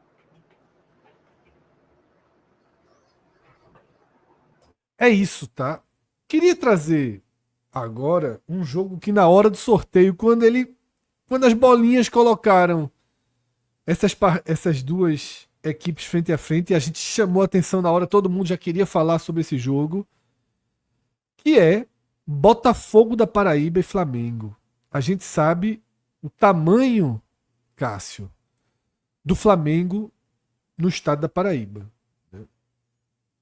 Uma torcida muito maior do que a dos times locais.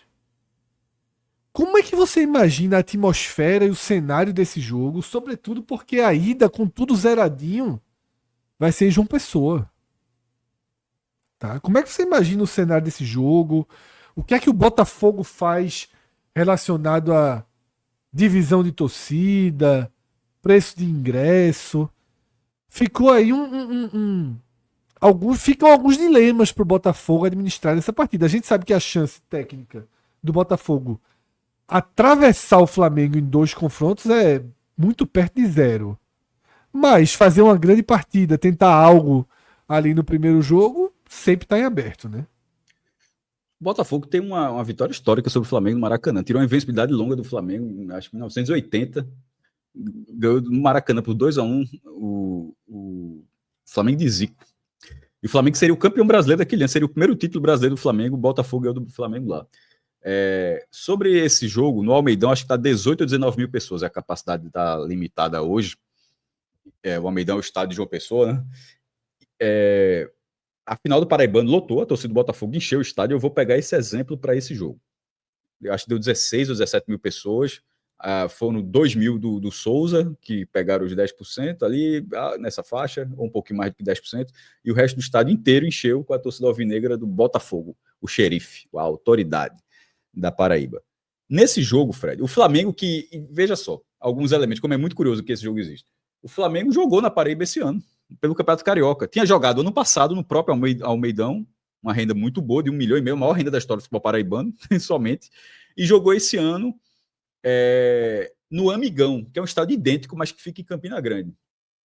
E aí a renda não foi tão boa, porque os ingressos foram caríssimos e o Flamengo jogou com o time, assim como já tinha jogado ano passado, ninguém sabia, mas jogou com um time reserva e dessa vez a galera meio que esperava, foi um time júnior, a renda não foi boa, a resposta do público não foi tão boa dessa vez. O time principal do Flamengo estava nos Estados Unidos. E para completar esse cenário, ou seja, o Botafogo encheu seu estádio recentemente, o Flamengo jogou na Paraíba recentemente e faz uma semana que saiu uma pesquisa de torcida na Paraíba. Vê a quantidade de elementos para debater esse tema. Uma pesquisa do Instituto Anova, que ouviu 2.002 pessoas, entre os dias 27 e 29, a pesquisa está fervendo, 27 e 29 de março de 2025, margem de erro 2,2%. E eles divulgaram, na ocasião, só a parcela do percentual das pessoas que... entre os torcedores, o percentual de cada time entre os torcedores. Ou seja, o Flamengo tem, entre os torcedores, 52,3%. Só que isso é meio falho você dizer esse número, porque a camada de torcedores não é 100% da população. Isso é a camada de torcedores. Tem as pessoas que não gostam de futebol. E aí esse número, Fred, o número de torcedores, ele, na Paraíba, hoje, segundo o Instituto Nova, seria de 58,7%. Então, pegando esse número, é possível projetar qual seria o percentual do Flamengo, não só do Flamengo, como de todos os outros clubes, dentro da população 100%, ou seja, juntando quem torce e quem não torce. E ainda assim o número do Flamengo continua enorme. Só que em vez de ser 52,3%, o Flamengo tem 30,7%. Mas aí é 30,7 concorrendo com quem não torce. Por exemplo, quem não torce representa 35,1%, porque ainda tem 6% que não sabe nem o que é, se torce ou se não torce. É a pessoa que não sabe responder. Eu fico assim de cara, uma pessoa, ó, tu gosta de futebol? Cara, não sei. Eu desconsideraria uma resposta dessa. Eu disse, ó, eu botaria não. Se o cara não sabe se gosta ou não gosta, para mim é não. Aí vai pensar assim, ó, tu gosta de futebol? Cara, não sei. Mas, enfim, botaram lá, não sabe. Então, Fred, o Flamengo tem 30,7%, é o clube mais popular da Paraíba. O segundo lugar é o Corinthians, que tem 6%, 6,7%. Então, não é que o Flamengo seja o líder e o Corinthians está ali. É o líder. Por exemplo, o Corinthians, na verdade, ele concorre. É com o Palmeiras, que tem 5%, é com o Vasco, que tem 4,5%. A preocupação do Corinthians é muito maior em permanecer em segundo lugar do que tentar encostar no Flamengo. Não irá encostar na Paraíba. Isso nunca irá acontecer, não nessa realidade, só no multiverso da Marvel. Nunca o Flamengo vai ver um segundo lugar se aproximar. Pelo menos não enquanto a gente estiver vivo. A preocupação do Corinthians como segundo lugar é continuar sendo segundo. E aí, essa pesquisa, para os clubes paraibanos, o 13 tem 1,5, o Botafogo tem 1,4 e o Campinense tem 0,8. Em termos absolutos, seriam 63 mil torcedores do 13, 58 mil do Botafogo e 33 mil do Campinense. Aí, se algum paraibano estiver aqui na live, eu vou dizer, calma, o cara deve estar enlouquecendo, calma. O Botafogo não tem só... Primeiro que existe a margem de erro, né? Pela margem de erro, o Botafogo pode ter 3,6%, por exemplo. Mas vamos considerar o número que eu falei, 58 mil. Botafogo não tem 58 mil. O que a pesquisa diz é que, para a primeira pergunta, qual time você torce? O Botafogo, 58 mil pessoas apontam o Botafogo como primeira opção. A pesquisa, ela indicou a segunda opção, uma pergunta válida só para clubes paraibanos. Infelizmente, eu não consegui calcular o número de torcedores, porque nessa segunda pergunta, eles não responderam quantas pessoas não gostam de futebol. E o número pode ser diferente. Não necessariamente a quantidade de gente que gosta de futebol paraibano vai dar 58%. Pode dar 30%, pode dar 40%, enfim. Mas, considerando só os torcedores que têm um segundo clube na Paraíba, e repito, não sei o quanto isso representa dentro do total, o Botafogo tem 26,8%. Aí os paraibanos, o 13 tem 29,4%, o Botafogo 26,8% e o Campinense 23,4%. Tudo bem equilibrado. Só que eu não sei desses 26% do Botafogo, quanto isso representa, se isso tem 100 mil, 200 mil, 300 mil, não tem como calcular. Mas é óbvio que existe uma base enorme de gente que torce pelo Botafogo, mas que não vê o Botafogo como primeiro time. Vê justamente o Flamengo como primeiro time. E aí a gente chega nesse momento de que o que é que o Botafogo Clube fará? Colocará um ingresso caríssimo para ganhar renda, mas ele pode ganhar renda com o seu próprio torcedor. O seu torcedor vai querer ver Botafogo e Flamengo. Ele vai dar só 10%, como deu para o Souza, vai dar 2 mil ingressos para o Flamengo. Se isso acontece, o torcedor do Flamengo pode ficar chateado, mas eu estou falando pela ótica do Botafogo. Pela ótica do Botafogo, seria um movimento histórico. Seria um movimento histórico. Teve Botafogo e Flamengo, e o Flamengo teve 2 mil ingressos no Almeida. Eu acho que isso não vai acontecer. Mas seria um movimento histórico. Primeiro, ele faria a renda com o torcedor dele, o ingresso seria caro, faria com o torcedor dele, e de repente um bocado de flamenguista também comprando descaracterizado na torcida do Botafogo, mas tendo que ficar calado na torcida do Botafogo. Mas assim, ó, o Flamengo terá 10%. Mas eu vou até ser flexível. O Flamengo vai ter, sei lá, 20%, 15%. Ainda seria uma resposta muito boa, porque o que se imagina é um meio a meio, nesse caso. E há muito tempo esse jogo não acontece para a gente ter exato para saber o que é que vai fazer agora. Isso vai passar muito na cabeça do presidente do Botafogo, da SAF do Botafogo, melhor dizendo que é uma SAF agora, é um outro pensamento, inclusive. É um outro pensamento do que é que como o Botafogo fará esse jogo, se é só uma questão de mercado, a torcida do Flamengo paga 200 e é isso mesmo, sei lá. Na verdade, o preço tem que ser o mesmo, né? Mas enfim, porque a galera costuma fazer isso. Mas como não faz, o Flamengo, inclusive, adotou a medida correta. Reciprocidade. Todos os ingressos do visitante no Brasileiro, o preço vai ser o mesmo no Maracanã. Quem botar 300 é 300 no Maracanã. Acho certo. Já que a turma fica empurrando... Mas no caso do Botafogo, Flamengo, que é um jogo na vida, outro na morte, não mas vai ter na volta, né? fazer isso. Mas vai ter na volta do Maracanã. Aí o cara do Botafogo... Mas isso eu tava falando do Brasileiro. Então, Fred, o Botafogo tem algumas sinalizações. Eu acho que... Agora, o achômetro. Acho que vale o achômetro. Eu acho que tem como a renda ser enorme. Com a torcida do Botafogo, ou pelo menos caracterizada como torcida do Botafogo. Não sei dizer se for meio a meio vai dar mais jeito, vai dar mais dinheiro, talvez. Mas acho que com um 80-20, 80%, 20%, eu acho que o Botafogo conseguiria fazer já uma grande renda. Se for meio a meio, o meio a meio sinalizaria que não tem muito o que fazer. Assim, é isso e pronto. Mas eu acho que o Botafogo tem essa oportunidade de dentro... Qual é a lógica do Botafogo? Botafogo da Paraíba. A prioridade dele é a torcida dele. A prioridade dele é ele, não é o Flamengo. O Botafogo não pode priorizar o torcedor dele que também gosta do Flamengo. Ele tem que priorizar o torcedor dele que gosta dele. Eu tomara que o torcedor do Flamengo entenda essa lógica. Essa lógica é do Botafogo. O que é melhor para mim? Para mim é que minha torcida veja esse jogo. Então, se ele achar que a torcida dele consegue colocar 80% pelo menos do Almeidão, eu acho que deveria fazer isso. Se fará, acho difícil. Tem um detalhe desse confronto também, Fred, que é o seguinte: o jogo da volta, o Flamengo vai estar envolvido com, primeiramente, né, antes do jogo da volta, Flamengo e Botafogo, e logo depois é Palmeiras e Flamengo. Então, os dois jogos que envolvem o jogo da volta, se por acaso o Botafogo conseguir segurar aí, tal, pode ser que tenha uma diversão aí no jogo da volta no Maracanã, porque o Flamengo vai estar dividindo a atenção aí com Botafogo e Palmeiras, né? Não são quaisquer equipes. Só o último ponto, só para colocar, seja qual for a opção das opções que eu dei, terá, provavelmente, o cara que é Botafogo e Flamengo. Vai estar ali. Descaracterizado e ali. E de repente, durante o jogo, o cara simpatiza mais com um, com o outro. Essa figura provavelmente vai existir porque ela existe. Não dá para negar. A gente não vai dizer que essa figura não existe. Sobretudo em João Pessoa. Enfim, agora é ver como é que será. Vamos lá. Eu tenho algumas visões, dúvidas. Eu acho que esse jogo vai gerar muita dúvida, tá, Cássio? Na cabeça da SAF do Botafogo, de quem gere o Botafogo. Primeiro, 18 mil pessoas no estádio é muito aquém da demanda do jogo, mas muito aquém. Muito aquém mesmo.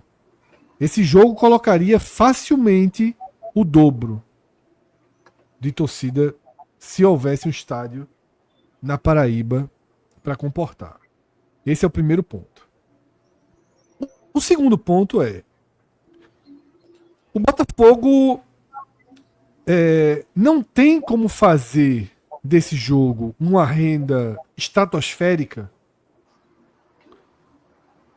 colocando 90-10 e 80-20, porque a gente imagina que a torcida do Botafogo não estaria disposta a pagar R$200 no ingresso, por exemplo. Talvez a torcida do Flamengo estivesse disposta, Cássio. Talvez a gente tenha 18 mil pessoas na Paraíba, nas proximidades, dispostas a pagar R$200 para ver o Flamengo. A do Botafogo, certamente não. Então, a SAF do Botafogo, a gestão do Botafogo, eu diria, Cássio, que ela está diante de uma escolha meio histórica. Por que você acha que o torcedor do Botafogo essa renda não seria... Porque eu acho que o torcedor do Botafogo, Cássio, não está disposto a pagar R$200 para assistir um jogo de Copa do Brasil. Se o torcedor do Botafogo... Mas se for a mesma pessoa... Sim, Cássio, veja só, eu não tô considerando... É o Botafogo primeira opção que você está falando. É o Botafogo Sim, claro, eu tô falando do torcedor do Botafogo. Eu tô falando assim, 80-20, 90-10, o cara é Botafogo, ele tá disposto a pagar R$ 200, eu acho que R$ 200 não lotaria. Não lotaria no Recife, não lotaria em Salvador, não lotaria em Fortaleza, não lotaria em lugar nenhum por R$ 200 o ingresso. Mas a torcida do Flamengo compraria pela carência. Porque o torcedor do Botafogo vai ver o Flamengo, mas 3 dias depois vai ter os jogos da Série C. Então, Cássio, eu acho que cabe à gestão do Botafogo entender que o tamanho do Almeidão vai gerar uma renda ali na casa de 1 milhão e pouco, não vai para uma renda estratosférica de 4 milhões, que ele poderia ir, num estádio gigantesco. E eu iria para o caminho de fortalecer o cara que é Botafogo e vai para torcer pelo Botafogo.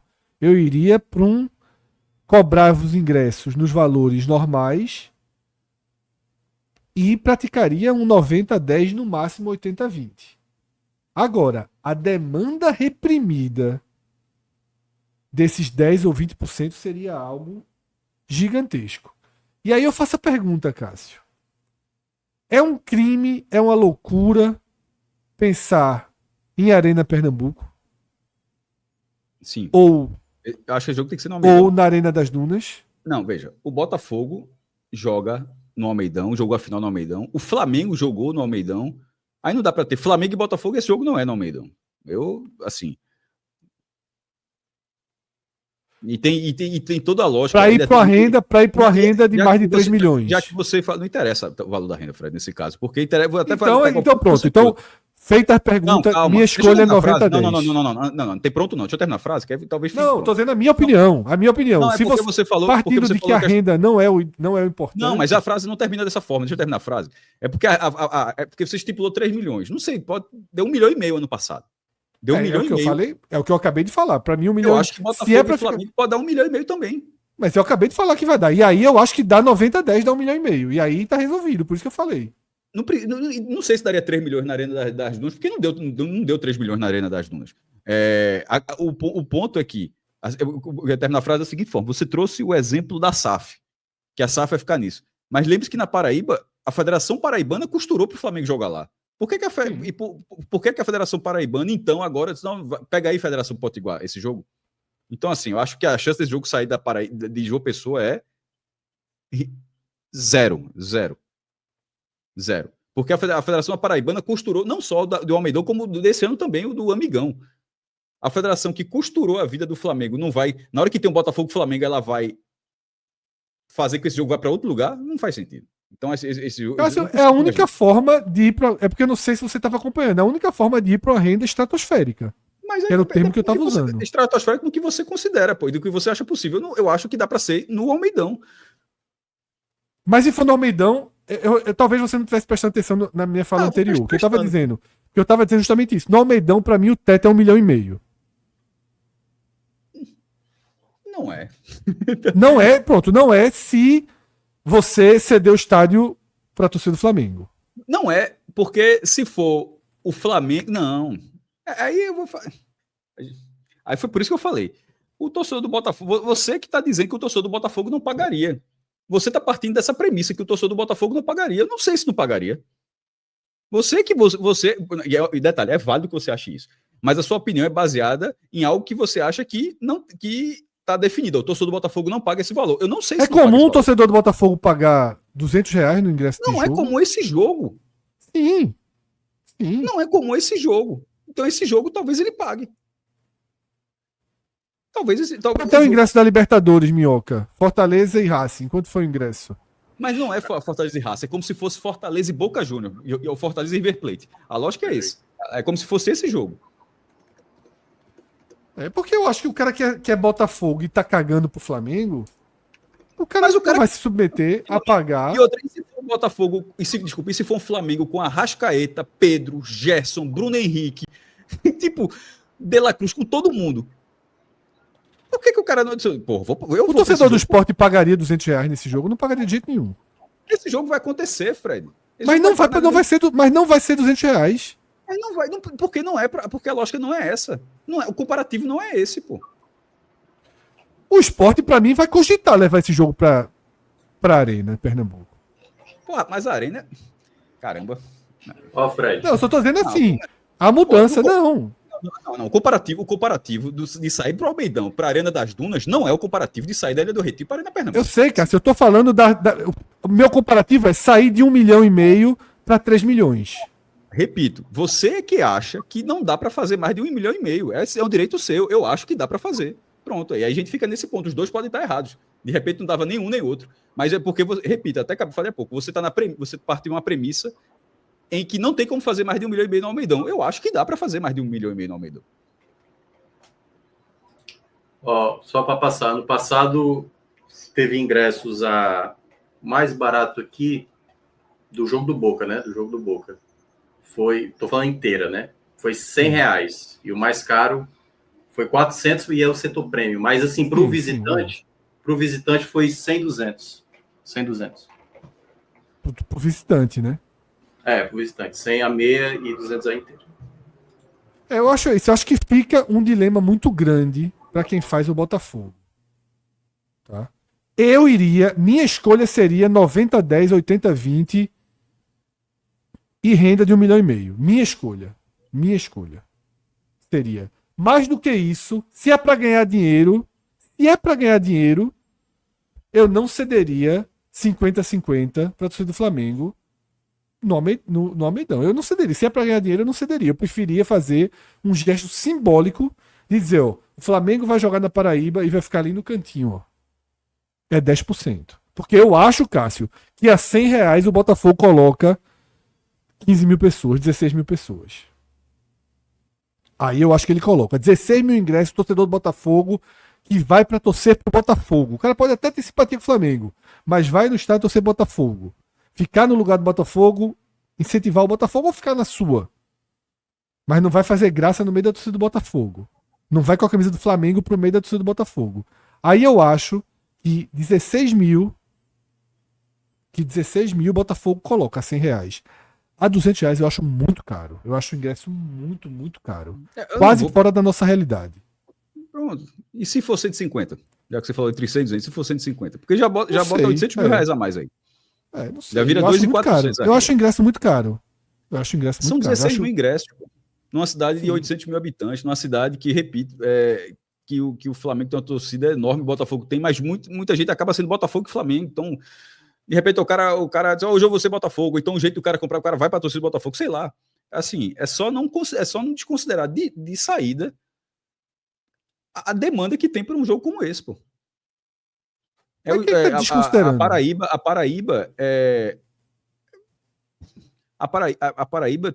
não sei se é o que tem mais. Eu acho que Piauí, talvez. Acho que talvez. Faz tempo que não tem pesquisa no Piauí, mas eu acho que o Piauí talvez tenha um percentual ainda maior. Mas assim, desse lado aqui, dessa parte aqui, desse lado onde a gente tá, é o maior percentual, pô.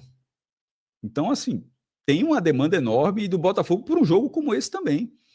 Um jogo de terceira fase, como a gente já disse aqui, o jogo de ida, o primeiro jogo, ou seja, não tem qualquer dano da ida para tirar o público da volta e tal. Eu não consigo achar. Assim, qual seria a sua opinião? A melhor coisa a fazer? Não é qualquer valor. Não, eu já falei, eu acho que seria histórico. Como eu tinha dito, seria histórico esse movimento. Então você também seria como eu, 80-20 ou 90-10. E eu até flexibilizei, que eu tinha até falado quando você foi 80-20, não sei se você falou, lembrou ou seguiu a lógica. As opções que você deu.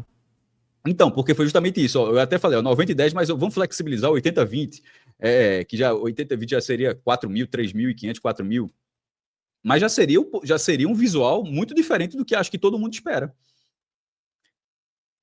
E assim, achar que botar no teto, a renda não tem como ser mais de 1,5 milhão, eu acho que aí essa é a discordância da gente. Eu acho precipitado dizer que o teto é 1,5 milhão. Eu acho que talvez se consiga mais. Pode ser 1.800.000, pode ser. Claro que pode ser, cara. O que eu quero dizer é o seguinte, não vai ser. O termo que eu usei, eu não tô sendo literal no número aí. É renda. Se for 2 milhões, ok. Eu tô falando renda estratosférica. Quanto é que tá dando um jogo do Flamengo hoje no estádio de 40 mil pessoas? O Flamengo tá jogando com 4 milhões e meio, 5 milhões de renda. Mas não existe estádio de... Aí tem que ver como é o local. Não existe um estádio de 40 mil pessoas na Paraíba e esse jogo não vai sair da Paraíba. Aí que eu acho que a discussão acaba se perdendo um pouco. Não precisa debater se esse jogo pode ir para um estádio de 40 mil pessoas. Um jogo, repito, que a Federação da Paraíba costurou o Flamengo 2 vezes para a Paraíba para jogar o Campeonato Carioca. Aí na hora que sai um sorteio para ter o Flamengo contra o time da Paraíba... Mas a federação não tem nada a ver com isso, né? A federação faz isso. Quando a federação faz isso, a federação está prejudicando o Botafogo. Muito, não, mas quem disse que eu estou elogiando? Não estou elogiando a federação. Aí agora o Botafogo. Não estou dizendo isso, não, calma. O que eu estou dizendo, justamente, estou dizendo que até porque a gente já gravou um vídeo sobre isso, eu estou dizendo que uma federação que faz isso não é elogio. Uma federação que faz então, isso. Quem falou que era elogio? Mas para não parecer que é elogio. Uma federação que faz isso, ela vai deixar não ter o Flamengo contra o Botafogo? Mas veja só, aí a pergunta que eu faço é: quando ela trouxe o Flamengo, ela fez aos olhos do interesse de quem? Dela ou do Botafogo? Quando ela trouxe o Flamengo para jogar com juniores esse ano, ela fez para quem? Dela e, segundo ela, da população da Paraíba. Certo. Aí agora o Botafogo tem que pensar na federação. Isso tá querendo dizer o quê? É o jogo não ser na Paraíba? Não tô dizendo que o Botafogo tem que tomar essa decisão. Pouco importa o que a federação ache. Se ele quiser jogar no Almeidão 90-10, ele joga. Se ele quiser jogar no Almeidão 80-20, ele joga. Se ele quiser jogar no Rio de Janeiro, ele joga. Mas ele não tem que consultar a federação que não consulta ele, pô. Nesse mesmo programa, a gente gravou um vídeo de força das federações, de estaduais, assim, eu acho... Veja. A federação que não consulta ele. Veja, eu vou ser bem claro. Na minha opinião, se aconteceu, eu quebrei a cara, beleza. O risco desse jogo sair da Paraíba é 0. Eu acho até, inclusive... Mas ninguém tá dizendo que o jogo vai sair da Paraíba, Cássio. Eu fiz uma pergunta a você, se seria... Pô. Certo. Eu tô respondendo. Eu acho que assim, na hora que se debate se vai pro Rio de Janeiro, acho que tá perdendo tempo. Eu acho que não vai acontecer. Mas não se debateu que é pro Rio de Janeiro, Cássio. Foi uma hipérbole utilizada. Mas você já debateu a Arena das Dunas, falou outros lugares. Já debati. Sugeriu a Arena Pernambuco. Falei no interesse, Cássio. Porque, vamos supor, se esse jogo é contra o Floresta, tá? É porque o Floresta tem, vamos dizer, um clube empresa. Tem que comparar um que faça sentido. Então, assim, o que eu quero dizer é o seguinte, Cássio. O clube, em algum momento, quer pensar só em dinheiro. Tem a Arena das Dunas, cabe 28 mil pessoas. Aí alguém fala, ó, se botar no Castelão, vai dar mais dinheiro. Se o clube quiser, se o clube quiser o dinheiro, se o clube dizer assim, meu irmão, o Botafogo pensar aqui, eu quero 4 milhões nesse jogo.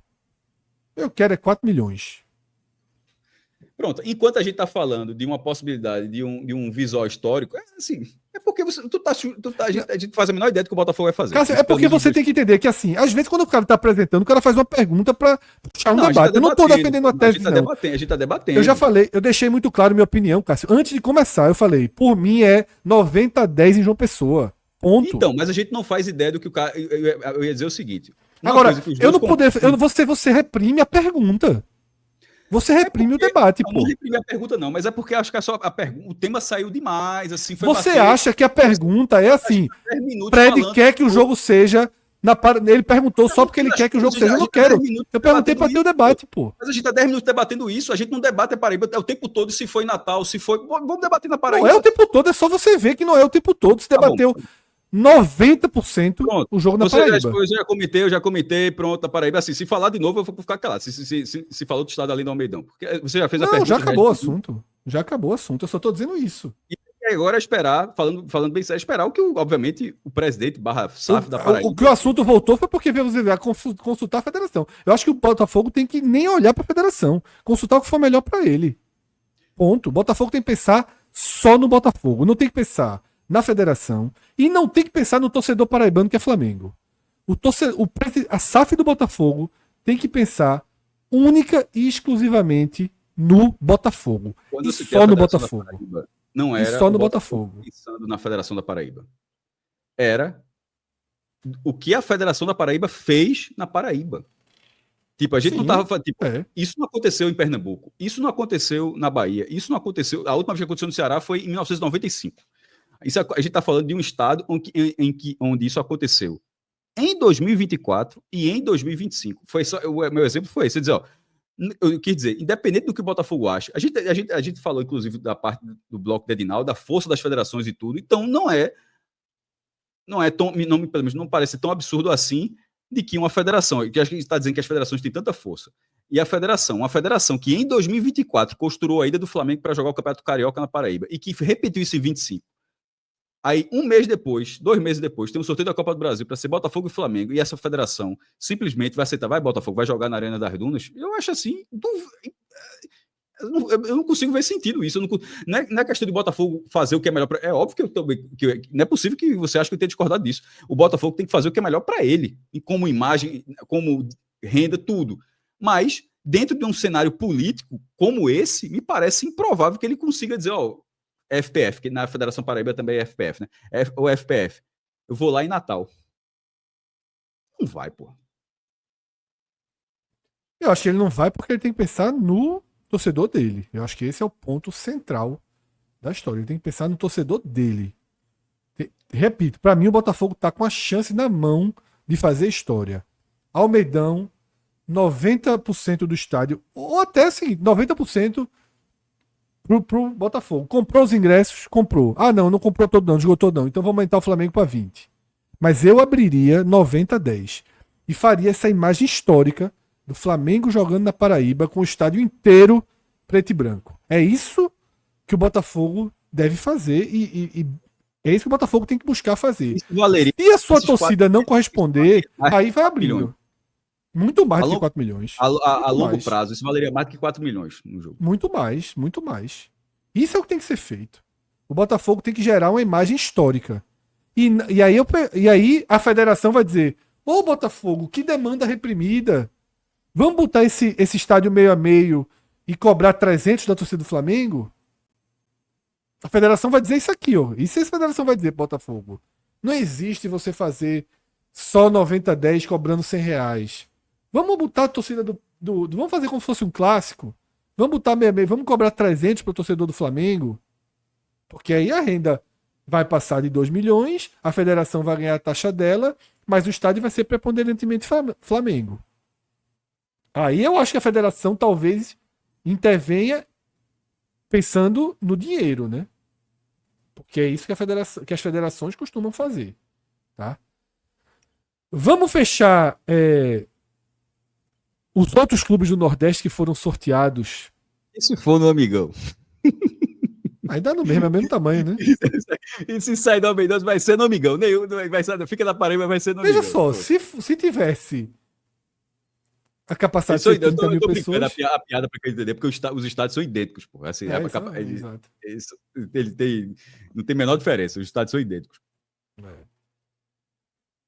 Santos e CRB, decisão em Maceió. Tem jogo aí, né, Minhoca?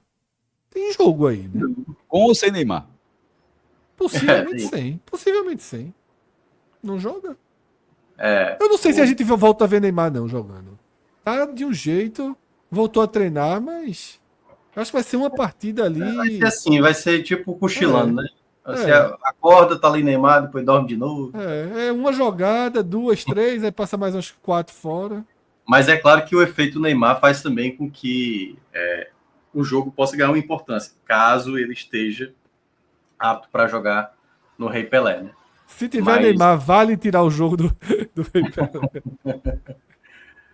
Mas é um confronto bom para o CRB, assim, porque o Santos também não é uma equipe tão poderosa, assim, no momento tá voltando da B para A, né? Voltou agora, tá com dificuldade no começo dessa Série A, mas é um jogo que o próprio CRB, a gente tá falando de um CRB de Barroca, né?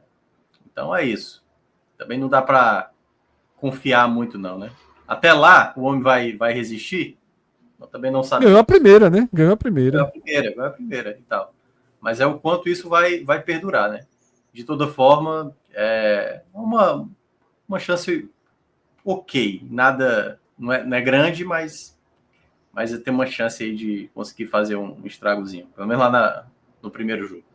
Ô Cássio, mas daí, no caso do CRB contra o Santos, independentemente do fator show Neymar, é melhor jogar primeiro na Vila e decidir em casa mesmo, né? Aí o CRB tá no jogo, né? O CRB deu trabalho, inclusive, na penúltima rodada da Série B. Foi o jogo da permanência do CRB, foi contra o Santos. Na despedida de Carille. A Carille nem treinou na última rodada já contra o Sport. O CRB que não deverá ter Anselmo Ramon, mas vai ter a Mikael, vai ter essa mudança do camisa 9 aí, não sei como é que Mikael vai chegar no CRB. Anselmo Ramon era completamente entrosado no time, sempre estava guardando gol. Foi pro Goiás. Foi pro Goiás, concorrente na briga na disputa pelo acesso. Porra, o Santos não deu muitas. Fez até começou fazendo Paulista, ok. O título é o campeão da Série B, talvez mais sem brilho dos últimos tempos, assim, né? Esse time do Santos. Tanto é que foi campeão e demitiu o treinador na penúltima rodada. Assim, para ver o nível de bizarrice que foi o título do Santos na Série B. E na primeira divisão começou assim, mais ou menos. Pô, tem jogo, mas não dá para dizer que. A categoria tem jogo, mas continua sendo favorito. É isso. Mas aí, Cássio, é aquilo, né? Aí é diferente essa lógica de atração. Aqui o CRB entra pensando só em matemática e resultado e chance total de encarar. Não é favorito, mas tem chance de encarar. Nesse caso, né? só depende do primeiro jogo. Aí, por exemplo, dependendo do primeiro jogo, aí esse já seria muito mais fácil não ser Maceió. Porque aí você vê do jogo pro Neymar para qualquer lugar, se tiver Neymar. Mas sendo um resultado, pelo que o confronto aparenta, nesse caso, o jogo tem que ser no Rei Pelé, que se a gente tava falando que o Almeida é defasado, repito, o Rei Pelé, e até os alagoanos sabem isso, já vi torcedores alagoanos dizendo isso, é o estádio mais defasado da relação capacidade e demanda de público do Nordeste, assim, das capitais do Nordeste. É um absurdo uma cidade do tamanho de Maceió ter um estádio que cabe no máximo 16 mil pessoas. E o outro clube alagoano, Cássio, que pega o Grêmio, joga a primeira no Rei Pelé, naturalmente, né? Já que são invertidos os mandos. Aqui a chance de classificação do CSA é remota. Pelos 180. Né? Mas o Grêmio largou na primeira fase, não jogou nenhum jogo em casa ainda, naturalmente. O terceiro jogo dele vai ser visitante. E não ganhou nenhum também, tá? Perdia do São Raimundo de Roraima até o último minuto, tomou empate e ganhou nos pênaltis. Contra o Atlético de Minas Gerais, foi o contrário, ganhava até 8 minutos e fez um gol contra, aí ganhou nos pênaltis. Então, assim, foi lá no Castelão, perdeu do Ceará, assim, o Grêmio não está acontecendo não, viu? Perdeu o Campeonato Gaúcho, o Grêmio não está acontecendo em 2025 não. Esse jogo de ida no Rei Pelé para o CSA é legal. A volta é bronca. Ontem ganhou do time peruano lá, o Atlético Grau, mas a torcida vaiando, e até o Quinteiros. Aquela coisa, talvez o cara não entenda o que é o futebol brasileiro, né? A pressão aqui, o cara olha e acha que não ganhar, mesmo por 2-0 do time peruano, vai ser de boa. Porque tá insistindo em alguns jogadores que estão mal, o caso do Pavon. O time ontem mesmo foi um jogo bem tranquilo e quase chegou a tomar um gol ali já na reta final. Assim, vai depender muito também de como vai estar o CSA até lá, né? A realidade, às vezes, para uma equipe de terceira divisão, como a gente estava até contando do Náutico, é porque vai depender muito de como vai estar o andamento da Série C. Para uma equipe de Série A, como é o caso do Grêmio, o Grêmio ontem não deu quase ninguém no jogo da Sul-Americana. Para o CSA, vai depender muito do contexto ali, né? Qual foi o ano passado, Fred, que a gente até falou? Foi o CRB, né? O CRB deu uma prioridade na Copa do Brasil. Na Copa do Brasil e se complicou muito, né? Drasticamente, né? E aí, queira ou não, aquela coisa, eu acho que chegar já nessa terceira fase e se puder conseguir fazer a zebra acontecer, ok, mas um time copeiro como é o Grêmio, seria bom também imaginar que o Grêmio pudesse ter dificuldade até esse confronto, mas tem muito tempo aí para se recuperar. Atos aqui no chat falou aquilo que a gente lembrou na hora do sorteio, né? Muricy tiver uma plaquinha ali, o Náutico segue vivo aí no confronto. Vamos falar do Náutico, gosta Paulo? Já falamos há algum tempo, né, Cássio? Não, mas era só. Então passou batido. Mas é só passar o. Passou muito rápido. Na verdade a pergunta foi feita para você, inclusive. É verdade. Eu esqueci só do aspecto histórico. É isso que esse jogo aconteceu mas passou. Só como curiosidade para a galera da live. Náutico São Paulo aconteceu em 1995. E com uma curiosidade. Se não for, eu tenho quase certeza que foi o primeiro, mas se não for o primeiro, foi no mínimo o segundo. Que assim, tinha acabado de ser criado. Foi o primeiro jogo com a regra, que hoje não existe mais, era o visitante, porque a Copa do Brasil, quando era criada em 89, ela era ida e volta. Era 32 times, já era ida e volta. Aí ela foi crescendo, e pela questão do calendário inchado há muito tempo, aí deram ampliada em 95, mas a primeira fase dava ao visitante, que sempre era um time maior, a chance de, se ganhasse por 2 gols de diferença, matava o confronto. É muito curioso isso. Aí, Náutico e São Paulo foi esse jogo. E o jogo foi 4-1. Só que, se eu não me engano, o Náutico chegou a empatar o jogo. 1-1. Aí depois o São Paulo faz 3-1. E foi no Estádio dos Aflitos, muito diferente do atual. Muito diferente. Essa arquibancada, a central hoje, era bem fininha, era na época do Balança Mas Não Cai. Como sugere o nome, é um prédiozinho bem maluco, que realmente balança, mas não caía. E era o Estádio dos Aflitos muito menor. Se eu não me engano, o público foi de 6.700 pagantes. Seguindo pelos clubes do Nordeste, falta o Maracanã, que pega o Inter, Minhoca, mas Faltou o capricho histórico aí, viu? Faltou. define em casa, né? Ou seja, dificulta a mobilização, né? Mas enfim, o Inter é o pior adversário possível, eu diria, para clubes como o Maracanã. Por quê? É impossível tecnicamente enfrentar e não gera grande receita, né? Porque se é o Flamengo, o Maracanã tinha uma renda, meu amigo, veja só. Com um Castelão liberado, o Maracanã ia ganhar seus 3 milhões fácil. Sim. Fácil. Mas o Inter nem gera uma renda significativa e nem permite a classificação, né? Eu acho que tinha 5 chances ali para o Maracanã ter uma boa renda, né? Flamengo, Corinthians, Palmeiras, São Paulo e Vasco. Talvez fossem os 5 clubes aí que para ganhar uma boa renda. Deu o Inter, então vai ter que sonhar com a zebra acontecendo. O Maracanã conseguiu eliminar o Ferroviário, conseguiu ali na segunda fase eliminar o Aparecidense não, foi um time do Distrito Federal, que agora me fugiu quem foi. Mas de tudo foi o Ceilândia. E agora pega o Internacional nesse confronto. Então, é isso. É viver o momento, né? Colocar na história um confronto contra o Internacional é o que vai estar valendo aí para o Maracanã. E se fizer algo a mais, aí já se torna histórico. Já vimos, né? Já vimos. O próprio Afogados conseguiu fazer isso com o Galo, né? Então... mas esse ano foi... Mas foi um jogo. Em 2 jogos é muito difícil. Não, assim, qual foi a última vez que teve uma zebra desse tamanho em 2 jogos? Aliás, eu acho que o Maracanã pode fazer o seguinte: o Maracanã ele pode colocar um joguinho assim no Domingão, por exemplo, que é um gramadozinho mais difícil, dependendo do mas que a volta, né? Se fosse a ida, metia. Exato, porque aí ele pode fazer assim, não, já que é para disputar para os caras, vamos colocar ali no Domingão, um gramadozinho mais, a bola tá mais viva. Mas é isso, não tem muito o que pensar não, né? É jogar. De cabeça aí, a última vez que num confronto de volta teve uma zebra, um time assim com perfil do Maracanã, para tirar um time de Série A desse jeito. E de volta. É porque assim, eu não considero do CRB, porque o CRB, queira ou não, é uma equipe da Série B, assim, mas uma equipe bem de 4ª divisão, não consigo lembrar, não. Não, o CRB não é perfil, não. Perfil do Maracanã, um time assim mais aleatório. Um timezinho assim, sem muita expressão, né? Confesso que não... Faz tempo. Acho que realmente o último que eu lembro de cabeça é o Afogados mesmo, contra o Galo. Não, mas ali foi um jogo. Ali foi um jogo, verdade. Né? Teve o Globo também contra o Inter, mas ali também foi um jogo. Não, aí tem muito Souza no passado, aí tem, veja, aí por isso que eu tô falando, de um jogo tem um bocado. O Souza ganhou do Cruzeiro ano passado, mas em 2 jogos tá chato. Verdade. É isso. Dessa forma a gente fecha. Eu me segurei, Fred. Quero deixar aqui que quando você falou 3 milhões no Castelão, eu disse, não, eu vou deixar passar essa... eu sei que foi hipérbole. Não tem como, não. Pô, 3 milhões. Só tu colocou esse número, até como curiosidade, só um jogo no Nordeste até hoje passou de 3 milhões. Na história. Foi com o Flamengo, naturalmente. Foi Altos e Flamengo, lá no Albertão.